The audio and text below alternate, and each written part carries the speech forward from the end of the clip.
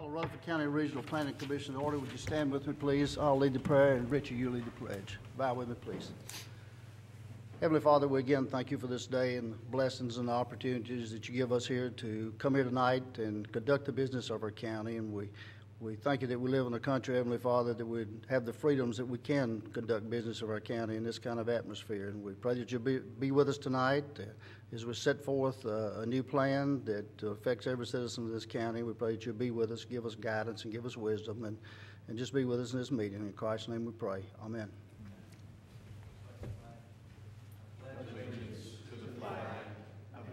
States of America, and to the republic for which it stands, one nation, under God, indivisible, with liberty and justice for all. Be seated. Call roll, please, ma'am.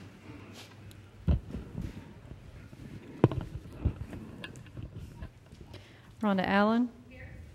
Richie Boland. Veronica Buchanan. Here. Will Jordan. Here. Mike Cush. Jeff Phillips. Pettis Reed. Here. Steve Sandlin. Here. Mike Vaught. Here. Vincent Windrow. Here. Craig Lynch. Present. We have a quorum. All right. We'll entertain a motion on approval of our minutes. Chairman, I review those, find them in order, and move that they be approved as mailed. Do you have a second? Second. All for the motion say aye. Aye. All opposed no. Motion carries. Anything withdrawn or deferred? No, sir. Nothing got deferred or withdrawn. We do have one bond extension, and it is not on our agenda. I need to, somebody make a motion to suspend the rules so we can look at that. Do you have a second? All in favor of the motion say aye. Aye. All opposed, no. Dale?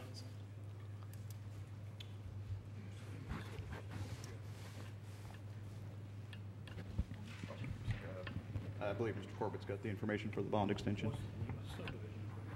What's the name? Wyndham Cove. I apologize. We've got a request to extend the bond on the Wyndham Cove. We recommend approval of a year's extension. They are, and they're working on that, but they are not ready to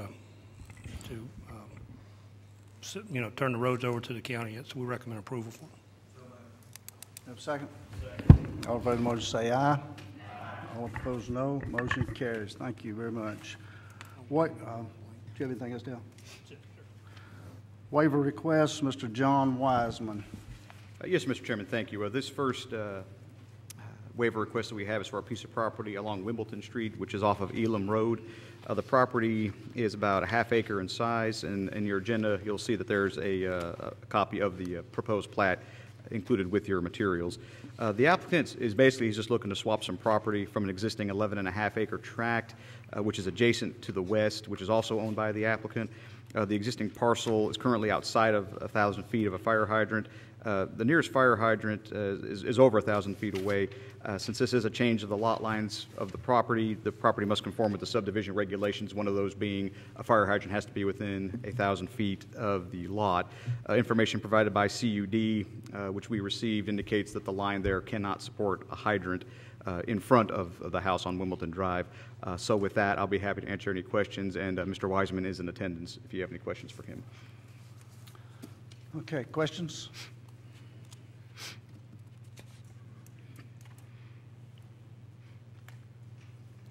Anybody have any questions on this one? Have a motion? Motion to approve? We have a second? Second. Have a motion second. All in favor of the motion say aye. Aye. All opposed no. Motion carries. That is approved. Mr. Jason Loftus. Yes, Mr. Chairman, thank you. These properties for Mr. Loftus are located along East Buckeye Bottom Road. The property where there's an existing structure is at 7200 East Buckeye Bottom Road. It's approximately 2 acres in size. The property across the street is about 2.5 acres in size. A copy of the soil survey for that lot, you'll notice, has been included with your agenda materials. Without going into just a whole lot of history about this, I will say that this has been an item that staff and the Board of Zoning Appeals has dealt with for quite a while at this point. Long story short, there was a building that was built on the property at 7200 Buckeye Bottom Road. It was built without permits. The applicant did make a couple of applications to the Board of Zoning Appeals to allow the structure to continue to exist prior to the principal structure being built. It's basically just an accessory type structure. It's not a living unit or anything. However, those attempts have both failed. Staff has informed the applicant that one solution would be to place a living unit inside of the existing structure, which would make it a principal unit. But the property where the building is located, the 7200 East Buckeye Bottom Road property, unfortunately does not have any soil site. So he has purchased property across the street, which does have a soil site, as you see from the soil survey that was submitted as part of the agenda materials. However, because of the fact that he's needing to have easements both on the property where the building is located and also on the on the lot across the street, allowing these easements as part of the subdivision regulations, he's having asked for these waivers. He has spoke with the state groundwater protection office, which handles the septic tanks. They have granted his request to do this. He will also need approval from the county highway department to place the lines under the road, as well as this waiver. That's just kind of the real quick summary and synopsis of this particular situation. I believe Mr. Loftus is present. Yes, he's present. And he'll be happy to answer any questions that you may have. And, of course, staff will be available for any questions as well.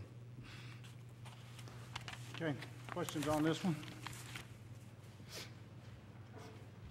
Larry? Yeah, just happened to notice CUD has a 20-inch water line along this road, and we would be glad to work with Mr. Loftus, but we want to be sure that we protect his system and our system with some kind of encasement as he crosses that pipe.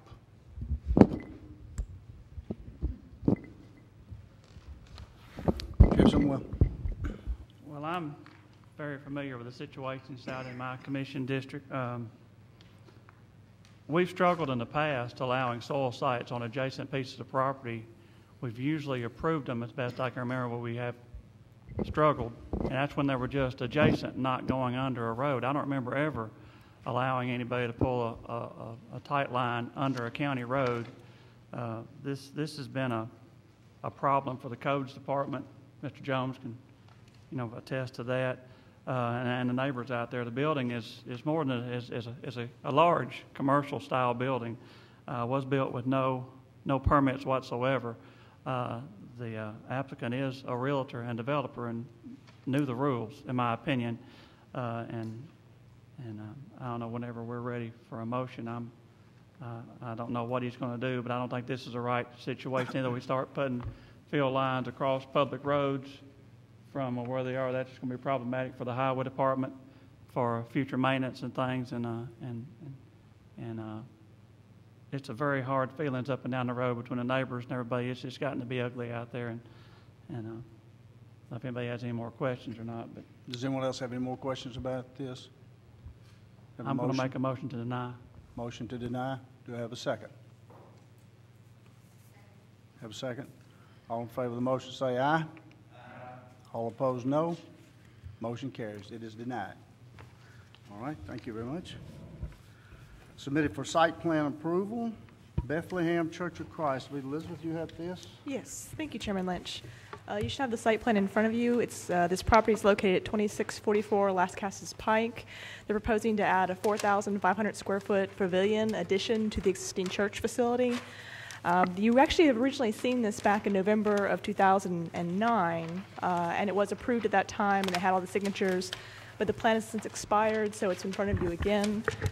The plan you have before you, there are a few changes that need to be made to it. We'll need to see the certificates for the electricity and the water added to the plan, and they'll also need to show the existing septic field lines, which both of those are fairly easy fixes. This particular plan will not require the TDEC groundwater division to sign off on it, because in their they sent a letter to us that said basically the pavilion would not add any new sanctuary space, so the existing system would not have to be modified or upgraded or repaired in any way. And since there are no more duplicate soils on this property, that they would not need to sign off on this site plan. So it'll just be the water and the electric. But I'll be happy to answer any questions. Questions? Questions on this?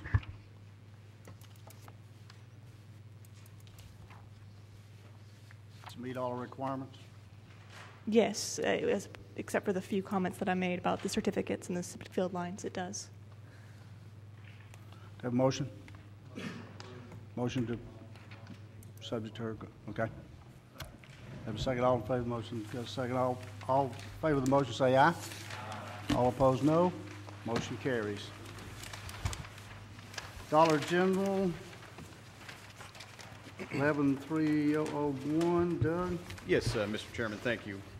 This is the one of the first of two Dollar Generals we'll look at tonight. This one is a Dollar General located on Coleman Road off of, I'm sorry, not Epps Mill, off of John Bragg Highway. It's for about a 9,360 square foot building on 2.5 acres. This is a standalone Dollar General. There's not any additional tenant spaces with this. The staff has reviewed this site plan and have made a number of comments to the design engineer. Pretty much all those comments have been addressed. There's really just one or two outstanding items, one of them being the landscape plan. The landscape plan originally submitted with the site plan did not meet the requirements of the county zoning resolution because the number of parking spaces required kicked it up into the need for a landscape architect to do the plan. They have submitted a revised plan. However, there are still some issues with that we're working on. We're working with the landscape architect on. Really, it just has to do with the amount of buffer provided. It's not a situation where we don't think we'll be able to come to a solution. It looks they have enough room there to work with. The other item, I'll just mention this to make sure that any lighting on the plan gets noted. I didn't recall seeing any, and there may not be any, but those were the only couple comments that I had. Other than that, this plan appears to be in good order, and I'll be happy to answer any questions. And Mr. Steve Steele with Huddleston Steel Engineering is here if you have specific questions on the plan and would like to ask him anything. All right, questions? And I believe the applicant is here, Mr. Monty Turner, as well. As I think I just saw him in the back there. Sorry. Any questions on this? Yes, sir. Yes, ma'am.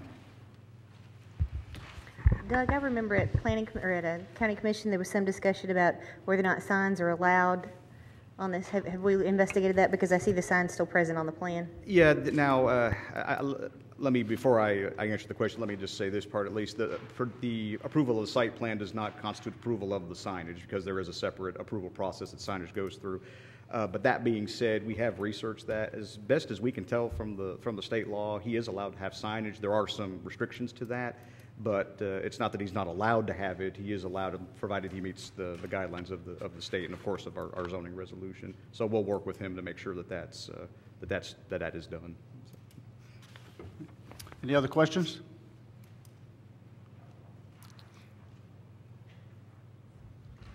I know you touched on the site plan, but with the trees, they're showing the canopy tree on the landscape plan.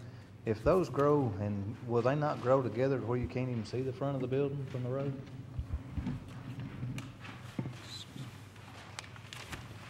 I guess my question is, are we asking them to do that?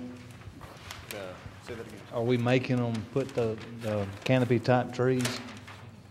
Well, they're required to put so many trees in now. Even if, I mean, depending on the species that's used, they could branch high and not have a lot of low-lying branches, which may not create any kind of visibility issues. But as long as they put species on here that meet the requirements of the landscape plan, that's fine with us. That's something that I'm sure he's working with the applicant on as far as acceptable species that aren't going to block the view of the store from the front. Now, of course, on the other lines, of course, we would like to see as much canopy as possible in order to buffer it from adjacent property. So, but I think you're really referring to the frontage more than anything, I guess, right? Yeah. But I'm sure they're working with the landscape architect to make sure that that's not a problem. So. Fine. As I remember, when we looked at the rezoning on this, there was some concern about the drainage. So if Mr. Steele would come up and Dale, I'd like both of them to comment on the drainage, water retention, and that kind of stuff on this, if they would. Mr. Steele?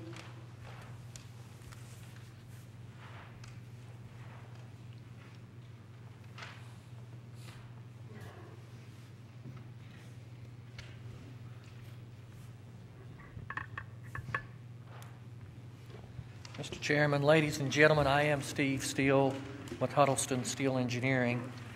I think the question was, or the comment was, you want me to comment on drainage, kind of explain it. Generally, there's probably two drainage conditions that we consider here.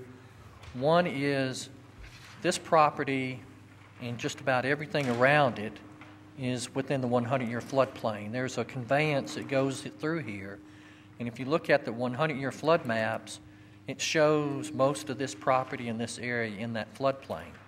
Now, when we shot our elevations on the ground, we found that we would have to raise the ground about 2 feet to get out of that 100-year flood elevation.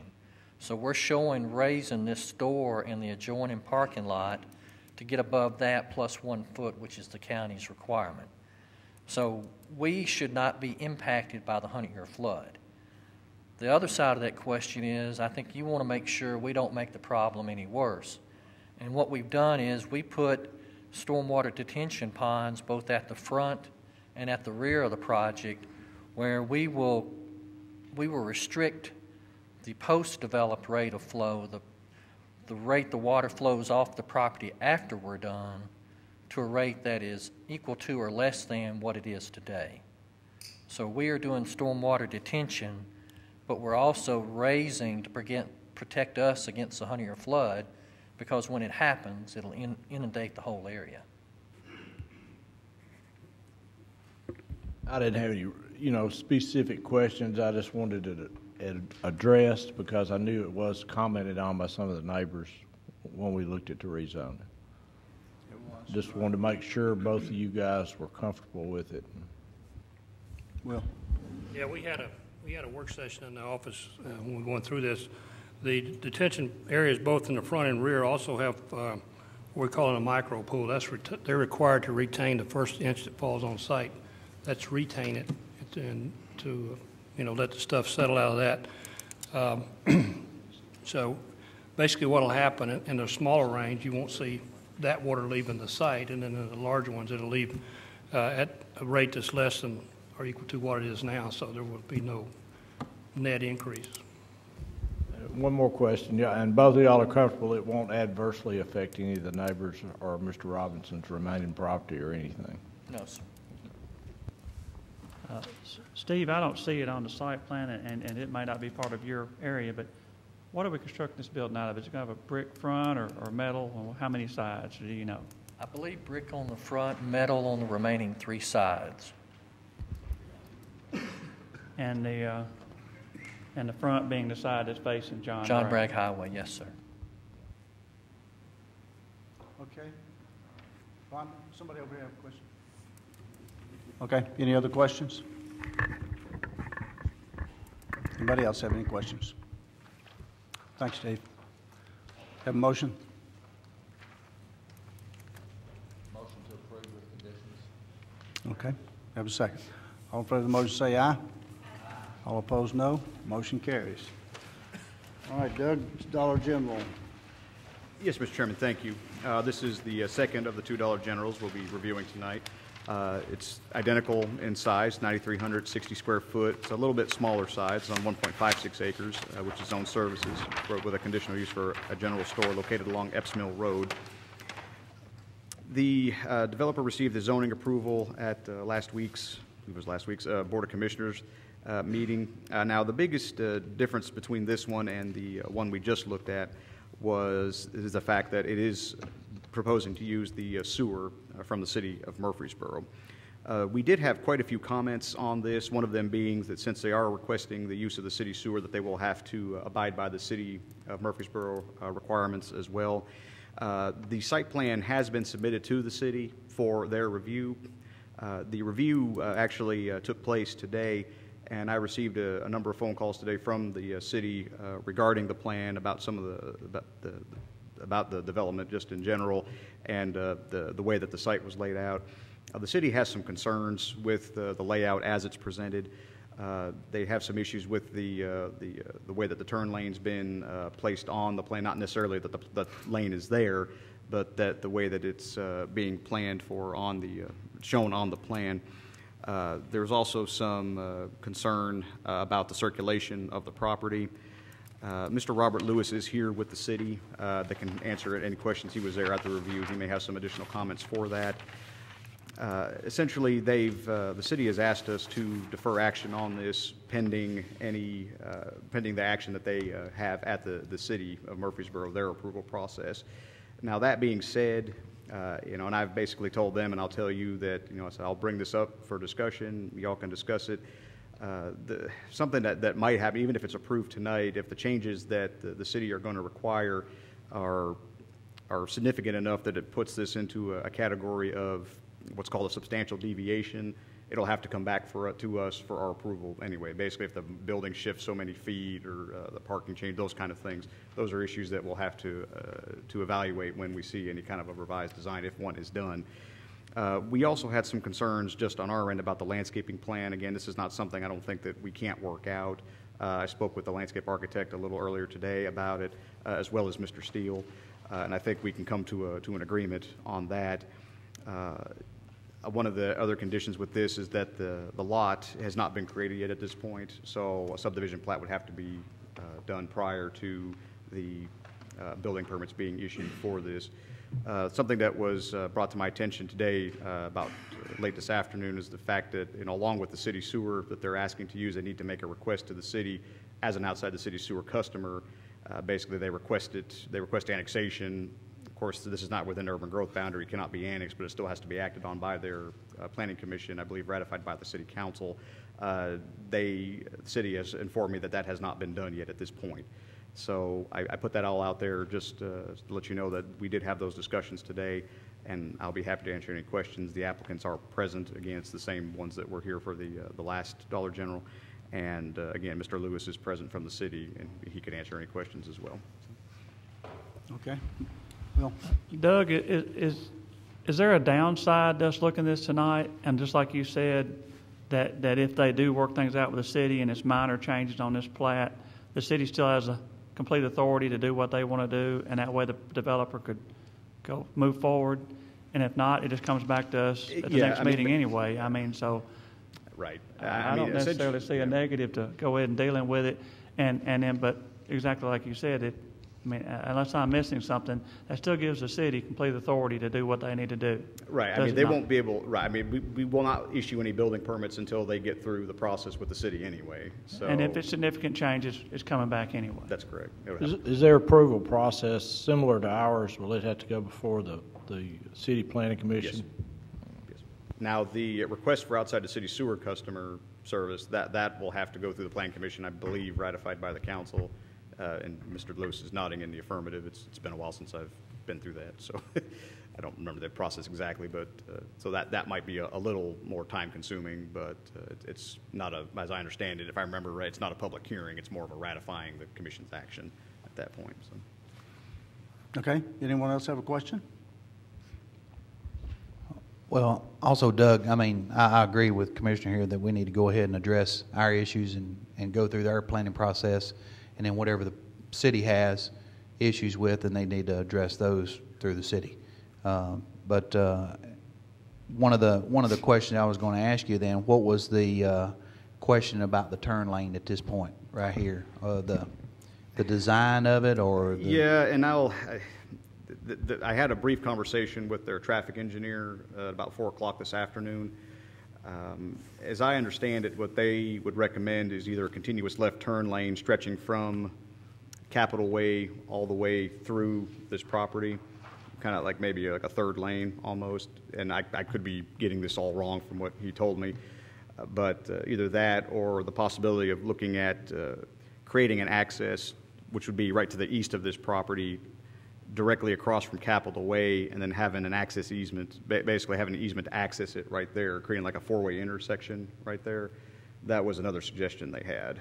But again, that was the extent of the conference, about a 5-minute conversation. And that's, again, I told them I would, I'd bring this up for your discussion and consideration. And, from this point, if it's changed significantly enough, again, with access like that, if they decide to go with something different, if the building has to shift because of the circulation concerns that they had, then that's something that we would have to look at. And then if it met our criteria for substantial deviations, we would bring them back here. Mr. Chairman, can Mr. Steele shed some light on that then, on what that? Steele, while he's coming up, Mike, you have a question? Doug, what's our long-term projections on Epps Mill Road, and long-term plan on it? As far as the road itself? As far as the road itself? Yeah. How soon will we be addressing that as the county? Yeah, well, and actually, I'm kind of glad you brought that up, because there are some other things going on with this road at this point.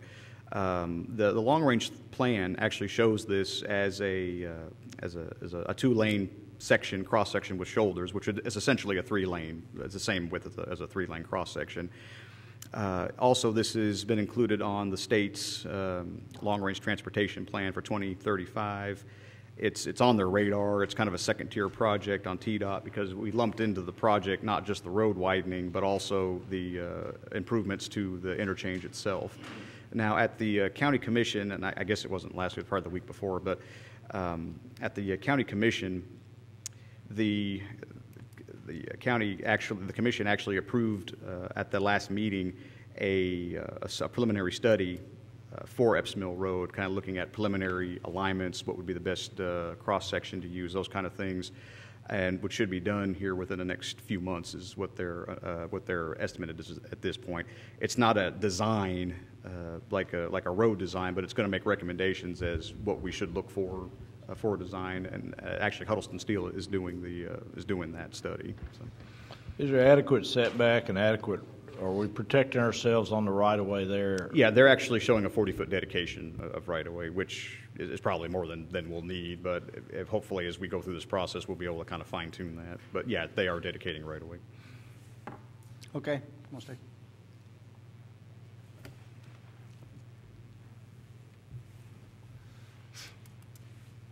Mike had some issues about turning lane. Turn lane. I did not have the benefit of a conversation with the city's traffic engineer today about that. There's a lot of different ways of doing everything, and we will look at what they propose or what their concerns are and work through that, and if we need to bring it back to you all, that's what we'll do. But I can't address it specifically. Well, it was very important for the commissioner out there. It's very important for the community out there.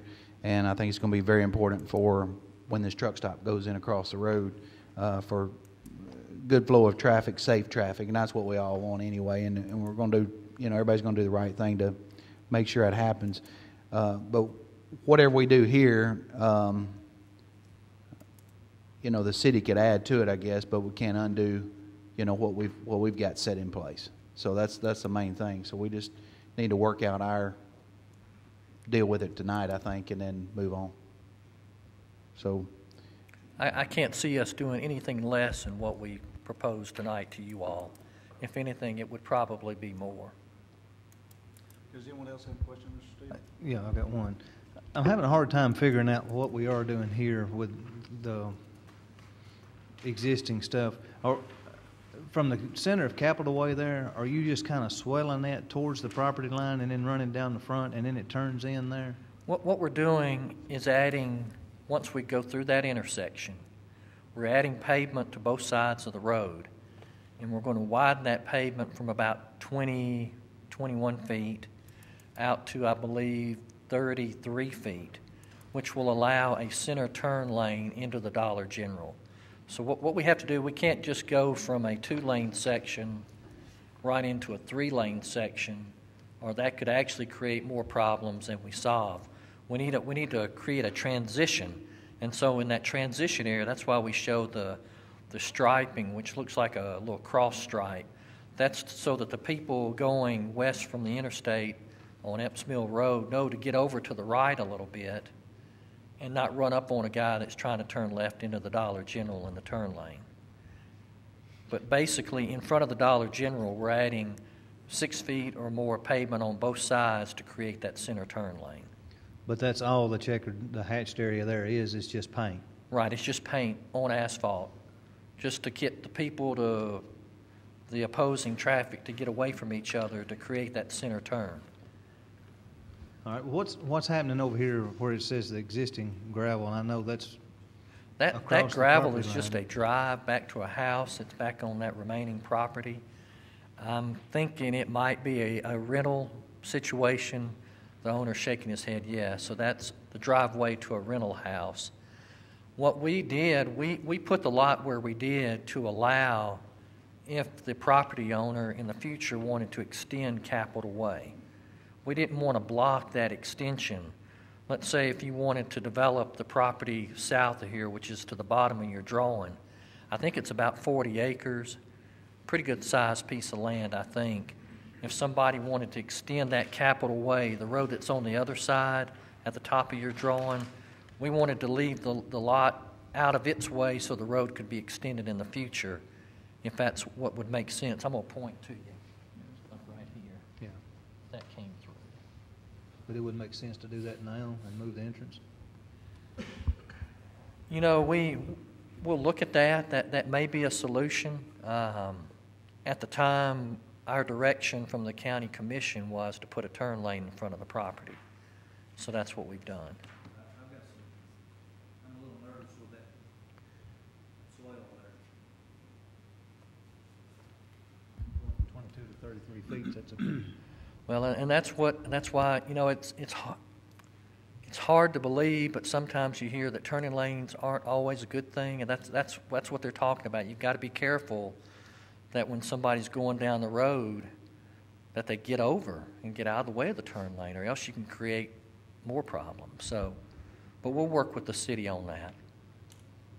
Yeah, Yes. I know it's pretty much a drastic change, but the extension of Capitol Way and a driveway coming right in off the side would do away with the need for the turn lane out there, at least, you know, and that would be a four-way stop, basically, to some extent. And that would be something that would look better to me. It may be too late in the game to go that far, but that's a drastic Well, change. But that's one of the things I believe Mr. DeMasi mentioned. I believe I heard that and what you were saying, and that might be something that might give Mr. Turner and Mr. Ferris some heartburn to say that, but You know, might be more attractive in the future for future development. And Four-way you know, stop would give all those people who live back here heartburn also, so. you know, Well, at the very least, if you could design it where in the future you could have an entrance, if Capitol Way got extended across Epps Mill. we can do that easily. I mean, it's pretty much I already don't know that that you'd way. want to do it now and slow the project up or anything, but I think that might be advantageous in the future. Okay, any other questions, Mr. Steele? Mr. Steele, you got any more comments? No, sir, not unless you have questions. Thank you, sir. Thank you. Have a motion? You're looking for a motion to defer, aren't you? Well, that's, the city has asked us for that. Now, it's really at your discretion at this point. All I told them was I was going to bring it up for discussion, and, you know, we've done our review, we've done all we can do as far as we're concerned. I mean, if they've got some things above and beyond that, it's really kind of in their purview at this point, so. Got one gentleman who'd like to speak.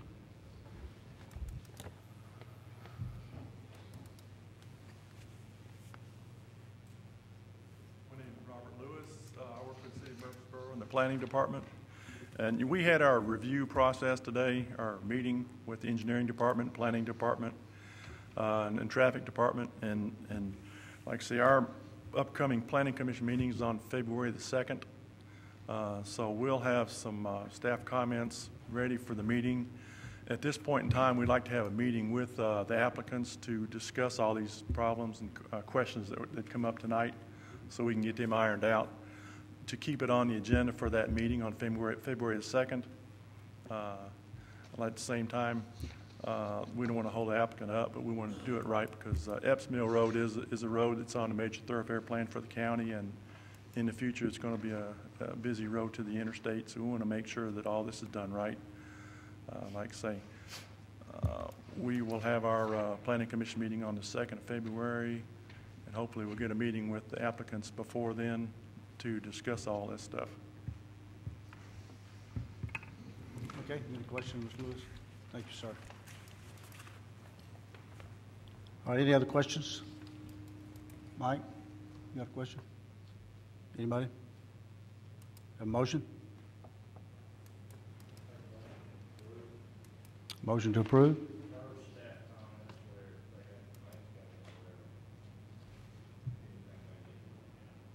right, do I have a second? Motion to approve for staff recommendation, yes. Will second. Call roll, please, ma'am. Have a motion to approve. Rhonda Allen. Richie Boland. Veronica Buchanan. Will Jordan. Jeff Phillips. Pettis Reed. Steve Sandlin. Mike Vaught. Vincent Windrow. Craig Lynch. Yes. Motion carries. All right, Mr. John Propose. Good. Elizabeth? Thank you, Chairman Lynch. This application is for rezoning on 102 Camden Court. The request is from R15 to services. The property is approximately half an acre in size. And you'll remember this request because you originally reviewed it in November of 2010. It was to convert an existing house into an orthodontist office. You did recommend denial due to concerns about the size of the addition and the access on Camden Court. The applicant has revised their submittal. They've brought in a new site concept plan, which you should have in front of you. This is the old one. I just put it up there in case you want to see it. They have also provided signatures from the surrounding neighbors, which you should have in front of you in favor of the application. And there was some discussion at the last meeting about the septic field lines and being able to handle the business. We have received a letter of approval for the system of the site from the Groundwater Division of TDEC. So just some quick review of the application. The surrounding properties are zoned fire, services, and R15. This would require a variance from our Board of Zoning Appeals for setbacks. And the city staff of Murfreesboro did express concerns about the commercial rezoning at this site.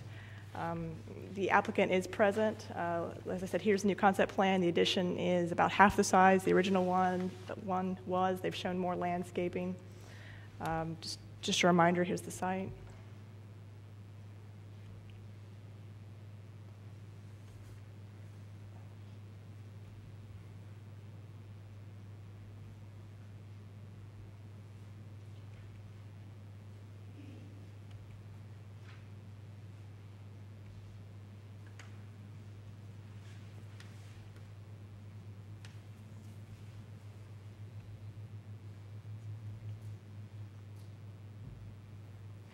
And I'll be happy to answer any questions. Okay, questions? You want to have questions?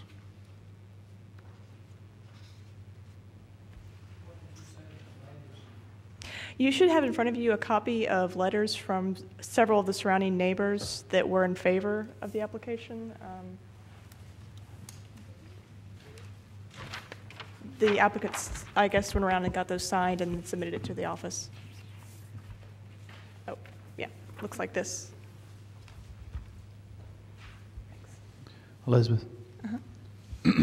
One of the concerns I think before, and I guess they've addressed this, but with it being orthodontics, they're not using the water like they would in a regular dentist office.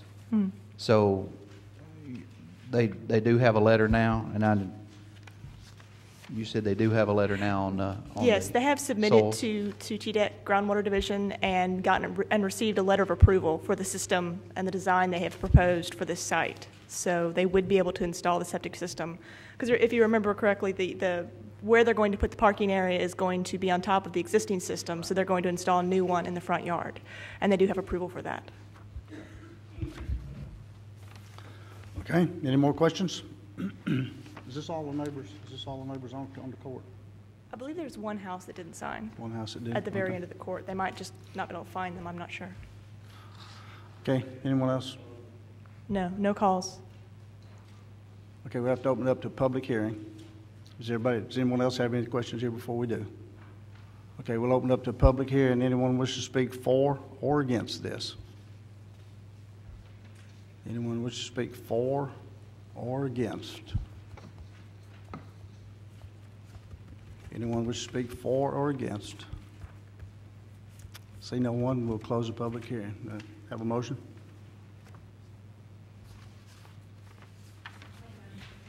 Motion to approve. Do I have a second? Second? Do I have a second? All in favor of the motion say aye. Aye. All opposed, no. You a no? No. One no, two noes. The two noes. Will and pass. All right, motion carries. Okay. Doug, comprehensive plan. Yes, Mr. Chairman, thank you. We're very happy tonight to have our consultant team here with us tonight to give us a presentation on the comprehensive plan, our draft. This is an effort that's been going on now for a good couple of years, and we've made good progress. Had a lot of different meetings, and this is the first time really that we've had a public hearing before the Planning Commission. I see there's several members of our steering committee in the audience. I'm not going to try to name names because I'm sure I'll miss somebody from where I'm sitting. But anyway, with that, just a real quick introduction. The primary speaker tonight is going to be Mr. David Hafley. He's with the Parsons Brinkerhoff team, and he is the project manager. With him is also Ms. Michelle Kendall. She is the assistant project manager. And I believe Mr. Hafley will be the one making the presentation. I believe that he has a hand, if he hasn't already handed it out, he does have a handout, and if not, we'll go ahead and make sure that you get that, and you can kind of follow along with the presentation he makes.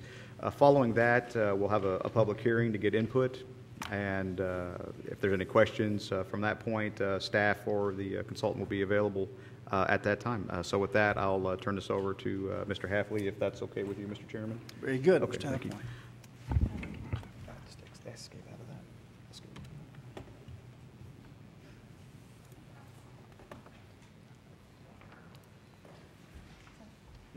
Thank you, sir.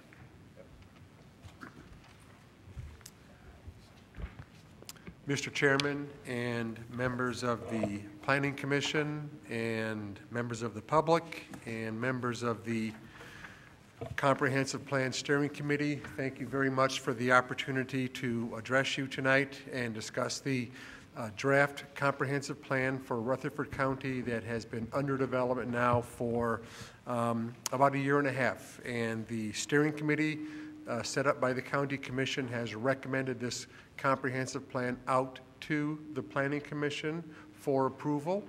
The objective of tonight's meeting is to provide an overview of the comprehensive plan, both the process that was undertaken as well as the content of the comprehensive plan, and then we will entertain questions and comments as Mr. DeMasi has stated. I have handed out to the Planning Commission a copy of the PowerPoint presentation for this evening. The draft comprehensive plan has been available in the Planning Department for approximately 2 months in order for the public to have adequate time to review the plan before tonight's meeting. It's expected at some point after the Planning Commission reviews the plan, this will be forwarded on to the County Commission for their consideration as well. Thank you, Planning Commission members, for allowing us to reschedule this from the original date that we were scheduled, which was December 13th. There was inclement weather on that date. I was unable to be here, and thank you for your kindness in putting us back on the agenda this evening. Elizabeth, if you could, please. The agenda is quite straightforward, as you can see. We'll talk about how we got here and what the primary plan recommendations are. Next slide, please. I think one of the things that we want to draw emphasis to tonight is both the process that we undertook as well as the extensive amount of public engagement and civic participation that was taken in developing the plan. You could see in the color-coded boxes on the top of the presentation that we undertook a 4-step process. The first step was to understand where we are today. That was the existing conditions analysis. The second step was where are we going? That was development of the vision and the value statement for the comprehensive plan. The third step was how do we get to where we collectively have agreed we want to go, and that is the content of the plan in the main, the plan recommendations. And finally, the last bullet that you see, or the last section, is the work that is underway right now, and that is once the comprehensive plan is adopted, what are the tools and strategies that the county will employ to implement the plan? That is primarily the zoning ordinance and the subdivision regulations and this group has met with the Planning Commission to discuss the work underway right now. That work is ongoing and is expected to be brought back before the Planning Commission relatively soon, this late winter, early spring, for your consideration. So we will have completed the 3 elements of the planning process: the comprehensive plan, the zoning ordinance, and the subdivision regulations. With that, let me just spend a few minutes talking about the process that we undertook to get to where we are this evening. The staff and the County Commission set out a very detailed and extensive public involvement process. The slide you have up on the board right now details the steps that we took over this almost 2-year time period in developing the plan.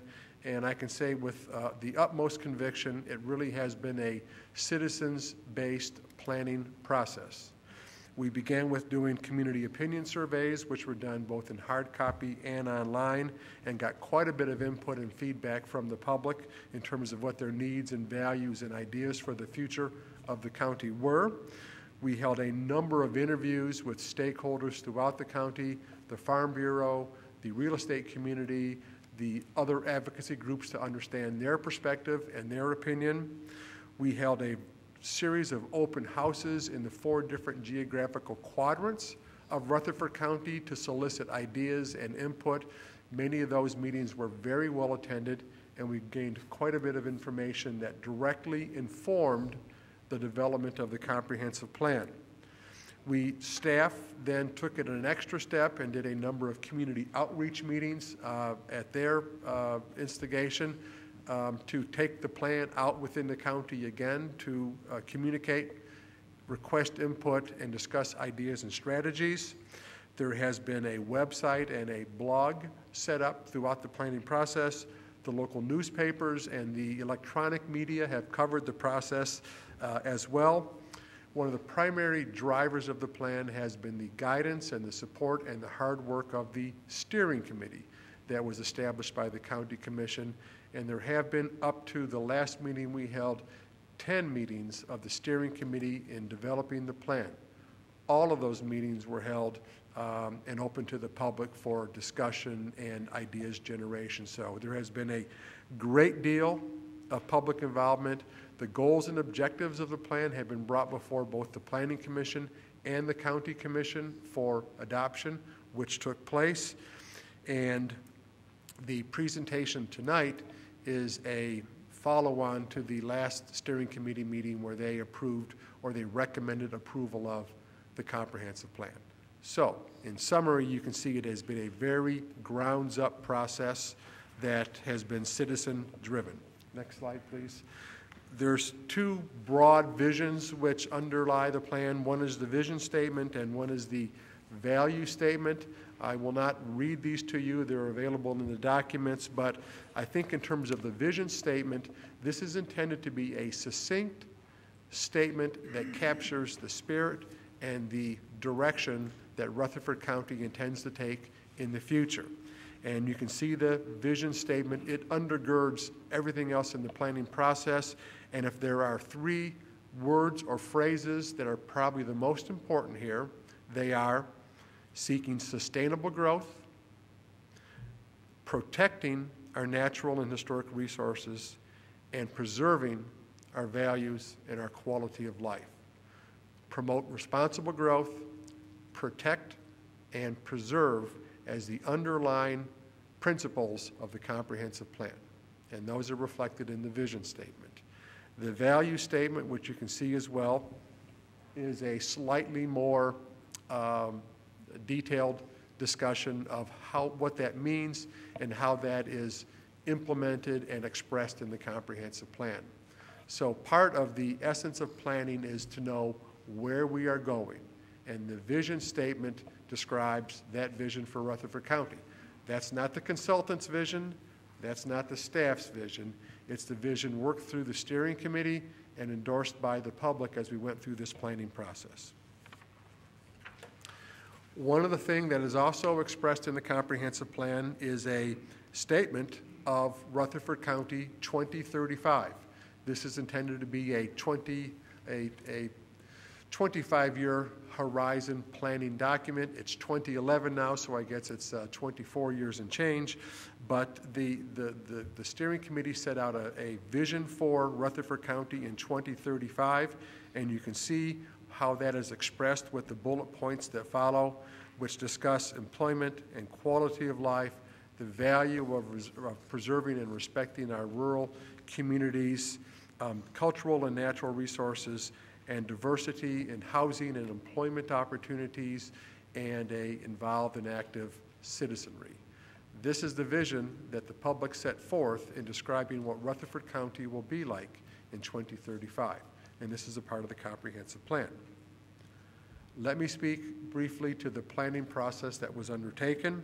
You can see with the purple box on the top that we began with the goals and objectives and the vision, which I just described. This plan was not about presenting a plan to the county and saying, this is the recommended strategy forward, thumbs up or thumbs down. The essence of planning is in information and informed decision-making. And to make sure that we had informed decision-making by the stakeholders of the county, we used a planning tool that helped us model or predict different scenarios for the county in the future. And those are in the blue and the yellow and the green boxes. And what we essentially did was, in the blue box say, what happens if we don't do anything with respect to a plan? The existing conditions scenario projected forward, or the no action scenario. What if we keep doing what we've been doing for the last 20 or 30 years? What would that look like in the future? The middle box is one of the two scenarios we developed. One is called a suburban belt scenario, which has more of a dispersed growth strategy, more consistent with what your growth practices are today. And in the blue blocks, we developed another alternative, which is called the urban infill scenario, which is intended to guide development closer to the city of Murfreesboro, Laverne, and Smyrna, and the urban growth boundary. So we set out the goals.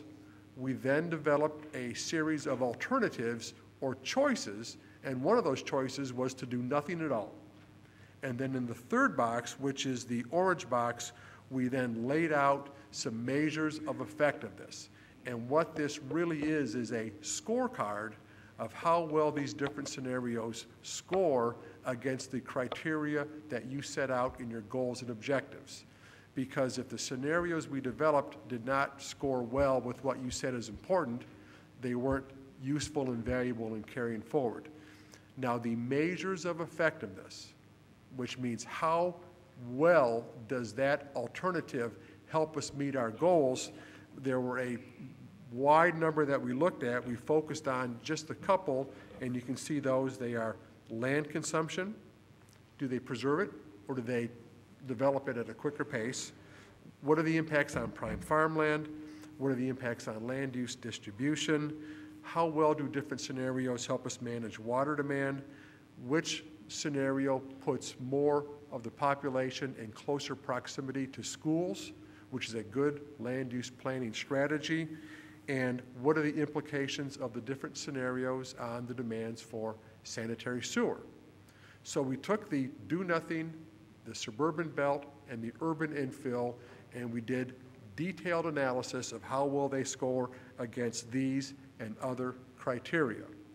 And as you'll see in a few minutes, what scored clearly as the preferred scenario, and which was endorsed by the steering committee as the preferred scenario, was the one that we call the suburban belt. I'll get back to that in a few minutes. One of the things that all of the scenarios had in common is we had to have a framework for organizing land uses throughout Rutherford County. And we had to have a way to identify urban centers, corridors, communities, rural hamlets, and other land use concentrations to be able to understand them within a framework that could permit good decision making. What we did was we developed a list of proposed centers and character areas, which is a very well-established and very effective means of doing county-wide land use planning. And you can see we go through number 1 and 2 and so on and so on, essentially organizing the land uses that you have today into identifiable and understandable groupings. For example, the traditional town center, the predominant one in Rutherford County is, of course, Murfreesboro. So a town center has a land use designation. Then we go into others, such as village or neighborhood centers, and we identified a number, including Walter Hill, Eagleville, and others as well.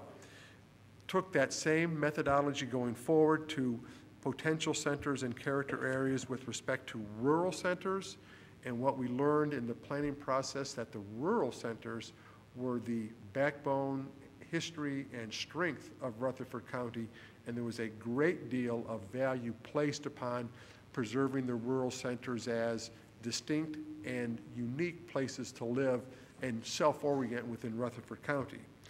Major activity centers then were identified, which are primary employment centers that may be of a mixed-use character. I'm sorry, that was major activity centers. Then major employment centers were identified also in the mapping to make sure we understood where they were, what the employment levels might be, what the limits could be under a land use plan. And we methodically walked through the different character centers and character areas and went through the same process with corridors, both rural corridors and urban corridors and scenic or rural corridors. So this process of identifying different land use activities within the county was the basis for us to build the scenarios or alternatives for the development in the future. So we then looked at the 3 alternatives that were set out and tried to articulate them and then evaluate them against the goals that are expressed in the plan. The first one is called the base case, or it could be better characterized as the do nothing, no action scenario. And this one is visually quite easy to understand. If you look on the map, you see Rutherford County as it is today. And the yellow represents low-density residential land uses. And I know this is difficult to see at this scale, but you can see intuitively that there's quite a bit of green area, which is still undeveloped area. There are red or orange areas, which are commercial land uses, and then there are the light yellow areas that are the residential areas. If the community chooses to continue the current development practices, the right-hand side would reflect what the county could look like in 2035. And you can see that this is a continuation of the current development practices, which is low density, not particularly carefully planned development continuing throughout Rutherford County. Low density development of a residential nature. And this is important because it represents cost in that an inefficient use of the land and a not highly productive return on the value of the land. And it's got significant implications for infrastructure and traffic because you're not extending infrastructure commensurate with your distribution of population through a much larger geographic area. So this is what it would look like if we do nothing. And I think one of the reasons we're here with the comprehensive plan is because the county believes it's important to do good land use planning. The next scenario is what is called the suburban belt scenario. And you can see that the colors represent different land use densities and different community centers and character areas. I apologize, I know this is very difficult to read from this distance, but it outlines a development strategy which is probably the most consistent as a significant step forward from how you're planning today, and that recognizes that there still is going to be a significant amount of growth in the rural areas of the county, but trying to guide some of that growth to the centers closest to Murfreesboro or the urban fringe or the area immediately there too. The other scenario on the bottom is called the urban infill scenario, and the primary difference in that one is that it focuses even tighter on Murfreesboro and the urban growth boundary in terms of guiding growth there and having lower densities throughout the rest of the county as you get further distant from Murfreesboro. So we had three distinct alternatives to evaluate in developing the plan. And again, the next step in the process was developing the measures of effectiveness. I won't go through this in any detail, but it's all very carefully described in the plan. A couple examples that we can just touch on briefly as we looked at land consumption. Next slide, please. Thank you. We looked at land consumption, and that is the pace of urbanization, of development. And not surprisingly, what we discovered was that the do-nothing scenario was the most intensive in terms of consuming land for development. That's not a bad thing. Development drives economies and drives communities, but if you recall, the vision statement says growth that is sustainable. And sustainable growth typically has good access to urban infrastructure, good transit and transportation, parks and other community facilities. So the do-nothing scenario was really very consumptive in more low-density growth throughout virtually all of Rutherford County. And you can see in the dark areas just how extensive that growth would be. It's not focused, it's not concentrated, it's just dispersed. If we look at the other two scenarios, you can see that they do a better job of guiding and directing growth to areas where it's most appropriate. Now, one of the things that we did in all these scenarios is we looked at the areas that were the most suitable and the most unsuitable for development and built that into the planning assumptions. For example, floodplains and wetlands and areas that had a low suitability for development were effectively eliminated from consideration as development areas. So those we're trying to guide growth where it makes the most sense and keep it away from sensitive areas that are worthy of protection or preservation. If you look at the suburban belt scenario and then the urban infill scenario, you can see that they're more efficient in how they use the land, which is a effective planning strategy, because efficiency, whether you're turning on the lights in your house or whether you're developing land on a countywide basis, efficiency matters. It's a dollars and cents issue for Rutherford County. So we learned here that the two scenarios that we looked at are much more efficient in terms of land consumption. And then we looked at other criteria. Prime farmland was a very significant one. And we can see where we are today, 2008 existing conditions with farmland. Go back one, please, Elizabeth. Thank you. You can see where we are today. The green represents prime farmland and is remaining. This is obviously and clearly a much diminished amount than it has been in the past because of the rapid growth and the decline of the agricultural economy in Rutherford County. But if we look at the next two scenarios in terms of how does farmland fare under them, and farmland, contrary to many opinions, is a very productive use of the land, even if it's not being actively used for agricultural purposes. You can see that the base case is very consumptive, and if we look at the other two scenarios in the next slide, you can see, thank you, that it's much less of an impact on prime farmland than doing nothing is.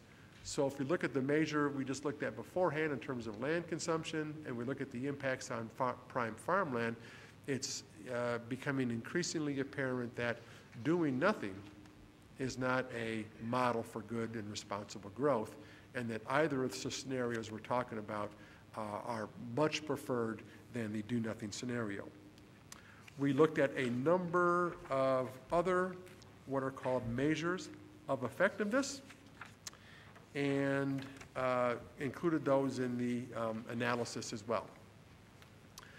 A lot of information. Let me take a second to let you digest that, hopefully.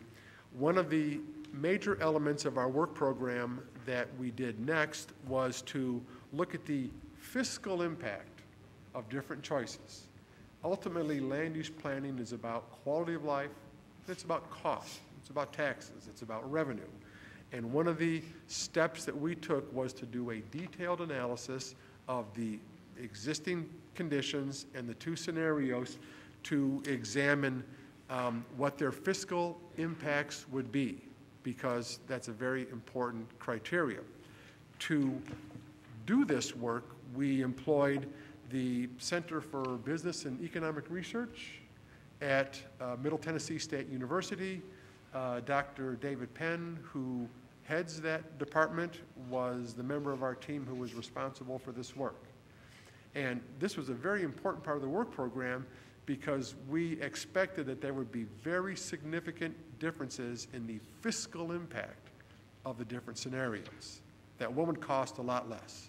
One would allow us to raise taxes less than the other, or one would cost a lot more.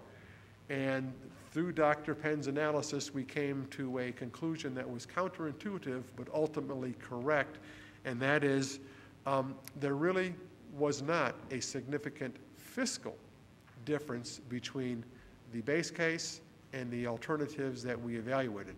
There was a modest difference in several criteria, but there was no clear winners and losers with respect to fiscal impact.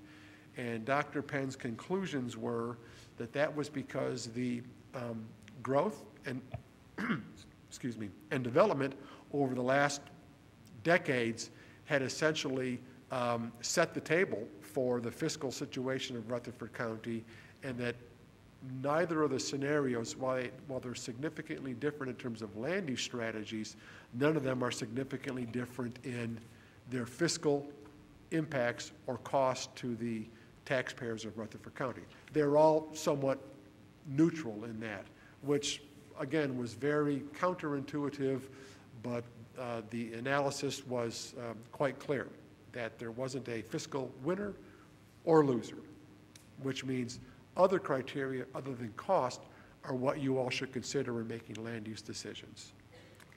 So this analysis was prepared and presented to the steering committee back in June 21st, which is about 6 months ago. I think that night we had a very detailed and thorough discussion of the different alternatives that were developed by the planning team and analyzed.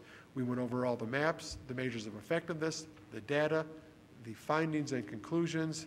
Dr. Penn provided his analysis, and that night the steering committee recommended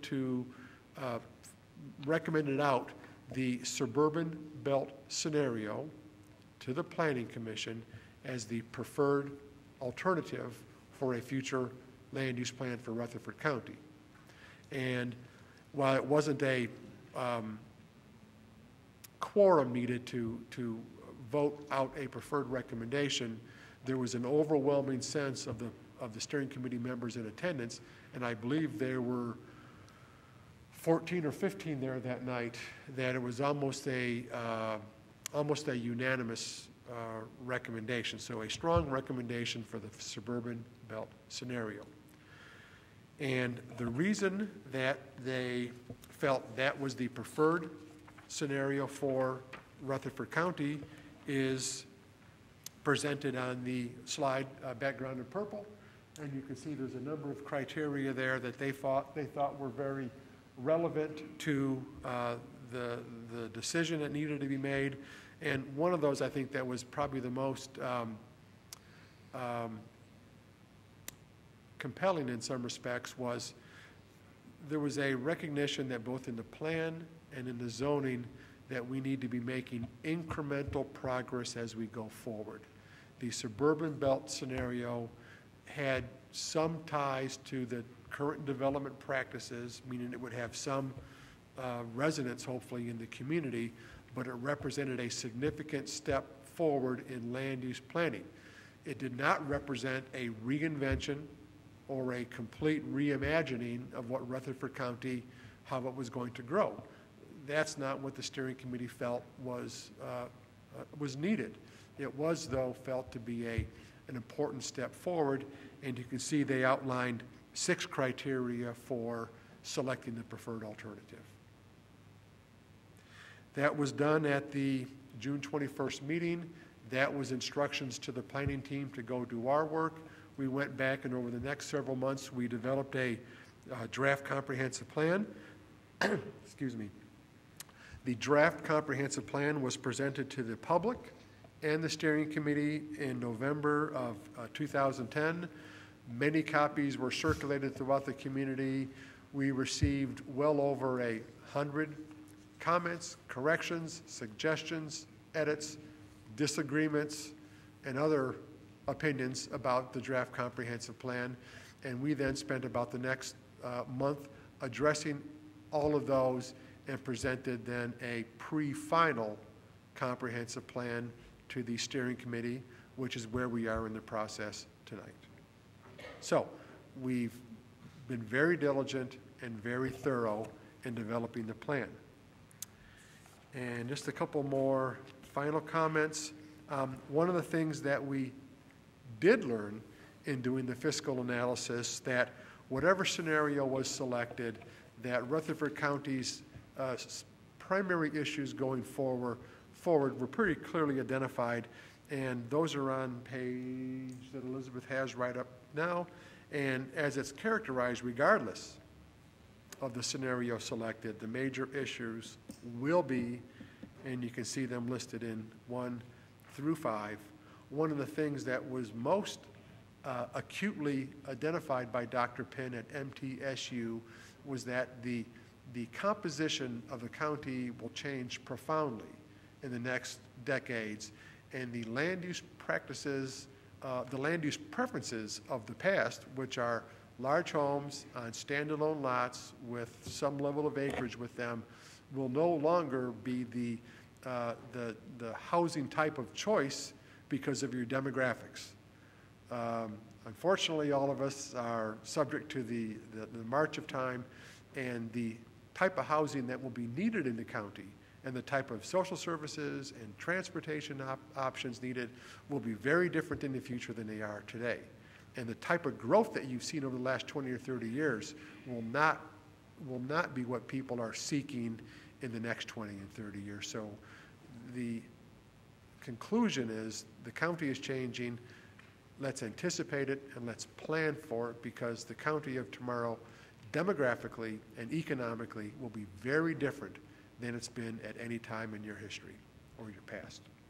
So the following slide then is just a summary of the preferred land use strategy, and you can see it has land use designations, proposed character areas, proposed centers, identified rural, urban, scenic, and suburban corridors. This is the summation of the comprehensive plan if you had to take one snapshot of it in a map.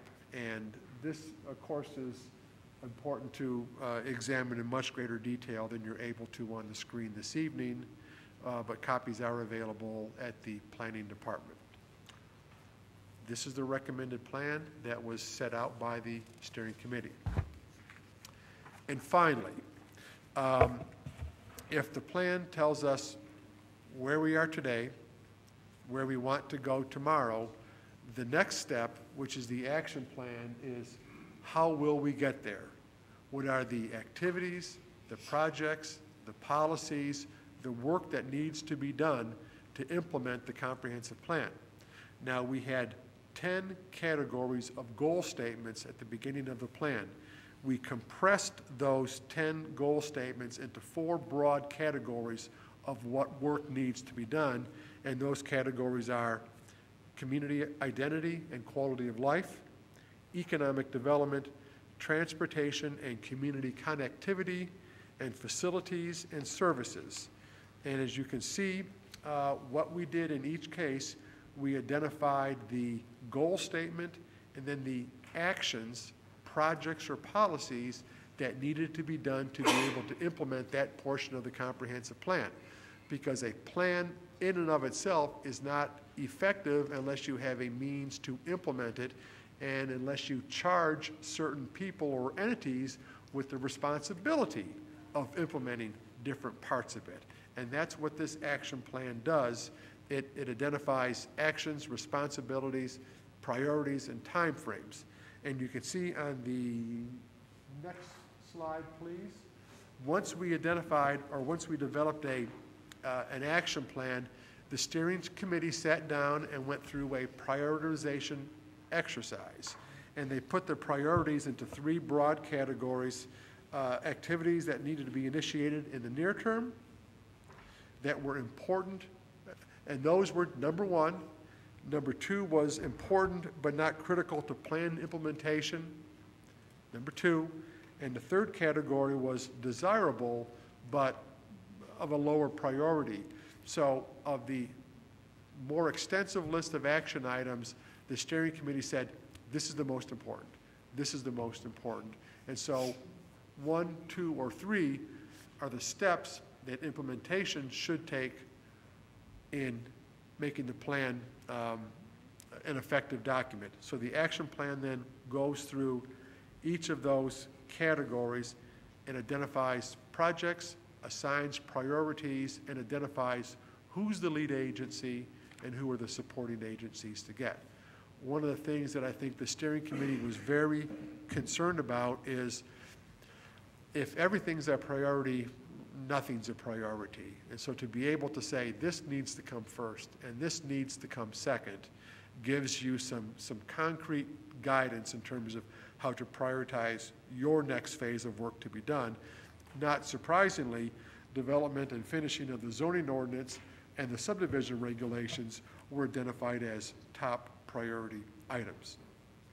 So that wrapped up that really brings us to the point where we're at tonight, where we effectively said where we are today, where we want to go in the future, and how we're going to get there. Now, it's helpful to remind ourselves that the comprehensive plan is a policy document. It's a blueprint.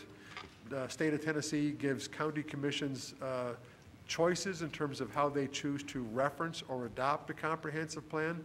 Unlike a zoning ordinance or a subdivision regulation, it does not have to have the force of law. It could be considered as a blueprint to guide growth and development, which might be how the Planning Commission uses it, and that might be how the County Commission uses it. The state gives jurisdictions choices in terms of how they choose to use the comprehensive plan. But in conclusion, we've laid out the next steps in wrapping up this phase of the project. Go one more slide, please. And of course, tonight we're at number 1. And early, possibly February, March timeframe, this will be brought before the County Commission, likely after the Planning Commission has a chance to deliberate it and make their guidance known. At the same time, we're continuing to work on the zoning ordinance and subdivision regulation. And then right about the time frame we expected, which will be this early spring, we'll bring the entire planning process that you've undertaken to a conclusion with the plan, the zoning ordinance, the subdivision regulations, and then the projects necessary to implement them. So that is a not so quick summary of the comprehensive plan. Copies are available online. Copies are available at the planning department. It's a document that all are welcome and encouraged to read and review and comment upon. Mr. Chairman, that is my remarks. Thank you, sir. Does anyone have questions? Specific questions? Yes, ma'am. When you were talking about the work that was done by MTSU and that it was fiscally neutral between the different plans and it being counterintuitive, that really is, and I'd like for you to expand on that just a little bit, because I'm thinking, were they assuming that the population growth is going to stay the same, going to be constant regardless of how much land is developed? Because that doesn't really make sense either, and you would think developed land is going to be more valuable and yield higher tax dollars than undeveloped land, and so. That's a very good question. the instructions that undergirded the entire planning process was that we would use the MPO, the Metropolitan Planning Organization's projections for population and households into 2035, that we would use their assumptions as the building blocks for preparing the plan. Now, the MPO did their projections probably 4 or 5 years ago. It was a very different environment 4 or 5 years ago than it is today. So their projections said we're going to be at this population and at this number of households by this date. Well, I think that we all recognize that we're not going to be there. So they all have that common assumption, and I think that there's going to be a slower growth than was anticipated. Dr. Penn will be making a presentation to the County Commission when we discuss the comprehensive plan with them, and he will be able to probably in more detail explain the neutrality of the fiscal impacts. He felt there would be some minor impacts, such as landfill costs, also transportation costs associated with school kids. But he worked with the county finance director very, very closely in looking at the numbers, if you will, and his conclusion, and I can't explain it in detail because I'm not an economist, but we really sorted that out carefully, and his conclusion was, in the main, what you have done in the past is going to be more relevant than what you do in the future with respect to costs, notwithstanding that it really doesn't make a lot of sense. But that was his conclusions, and we tried to poke holes in that, if you will, and it stood up. Okay, anyone else have a question? Anybody on the commission? We will open it up to a public hearing for some public input. Mr. Zalviet. Shall I You probably ought to stay up close by. Mr. Johns, do you have some comments that you chaired this committee?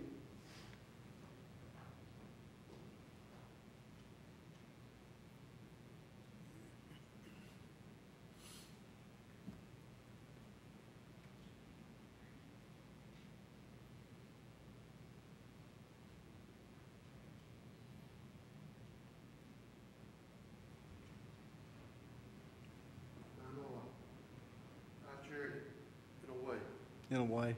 In a way. I can't take any credit for it, though. No credit whatsoever. It was done by the group we had here to form the plan. And I think they did an excellent job, a number one job. We also had a lot of good members on the steering committee. I give them a lot of credit. I'd like to give them a minute of time. If any of them want to say anything tonight, I wish they would come forward and take up Mike instead of me, because I don't think I can add much to this committee except recommend it. Okay, thank you, sir. Thank you for all the work you've done. So let some of the members, if they ask them if they want to say Yes, sir. something. Does anyone else wish to speak? Some of the committee members? Some of the committee members wish to speak?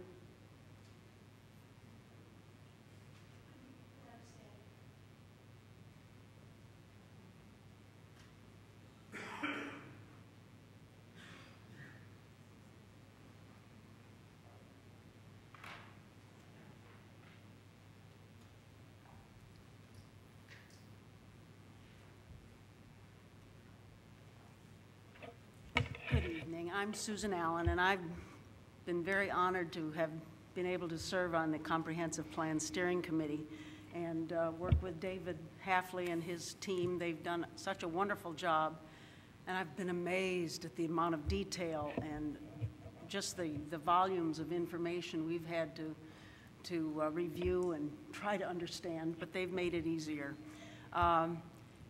One of the things that I thought was very, very good about this process was the public involvement.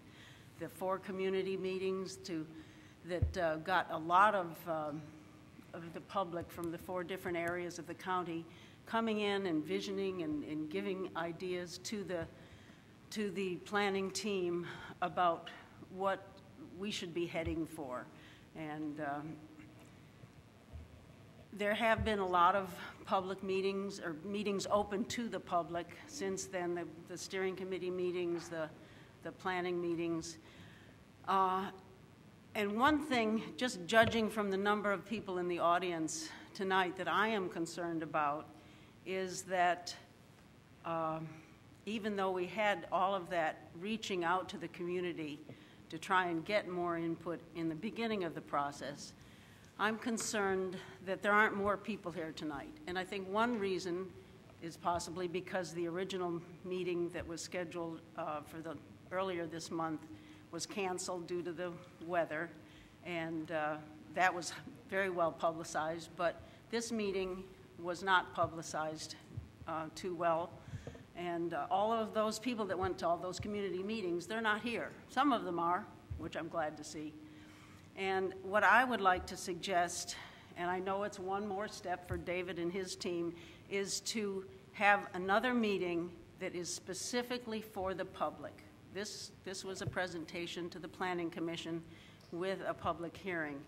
But I think that if the public is able to come and hear this presentation and ask questions, that they will be able to better give their commissioners input on whether or not that they think this is the way to go into the future planning and smart growth for Rutherford County. Because this is going to be a plan for the next 20 years. And I would just hate to think that at the end of this process, the public felt that they were being left out of the process because they just didn't know about this meeting. They didn't know they could access the plan on the website or go down to the planning department office. We've got to make it easy for people because they're busy, but they are interested and they do need to have their input. So I'd like to suggest that another meeting specifically for the public as a public presentation of this plan be considered before it goes to the full commission. Thank you. Thank you, ma'am. Does anyone else wish to speak? Yes, sir.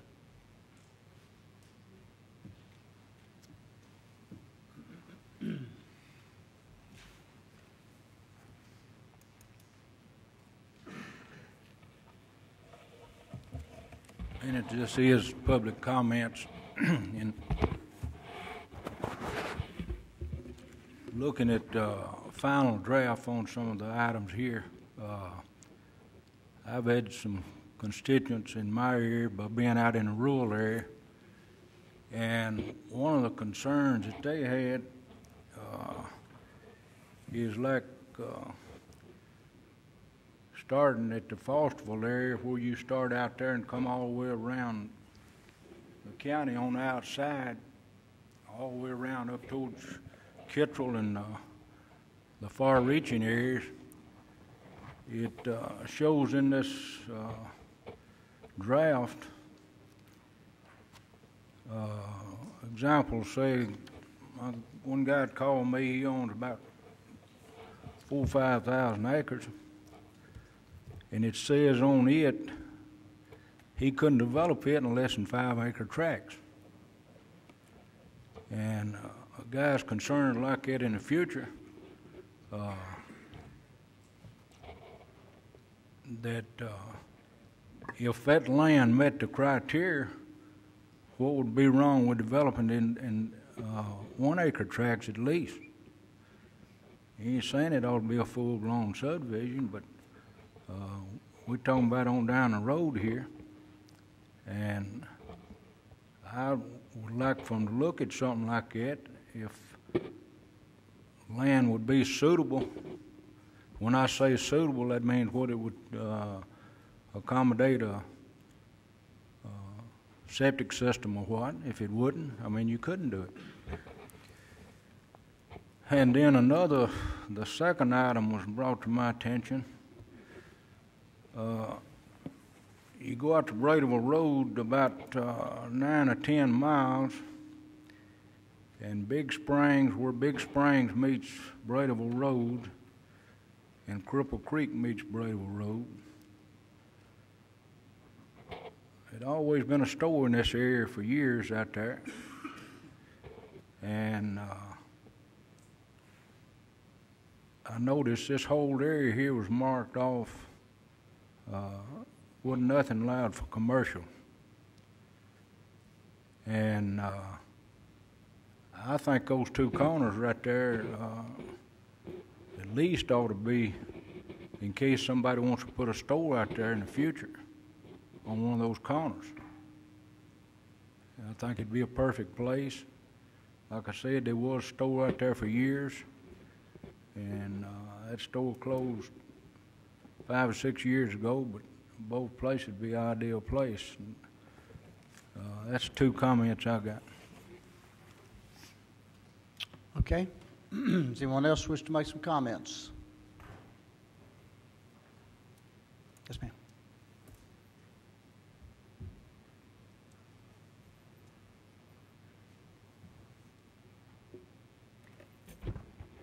It's been difficult to understand a lot of words that have been spoken because of this sound system, and I don't know, maybe these things have to be closer to the person.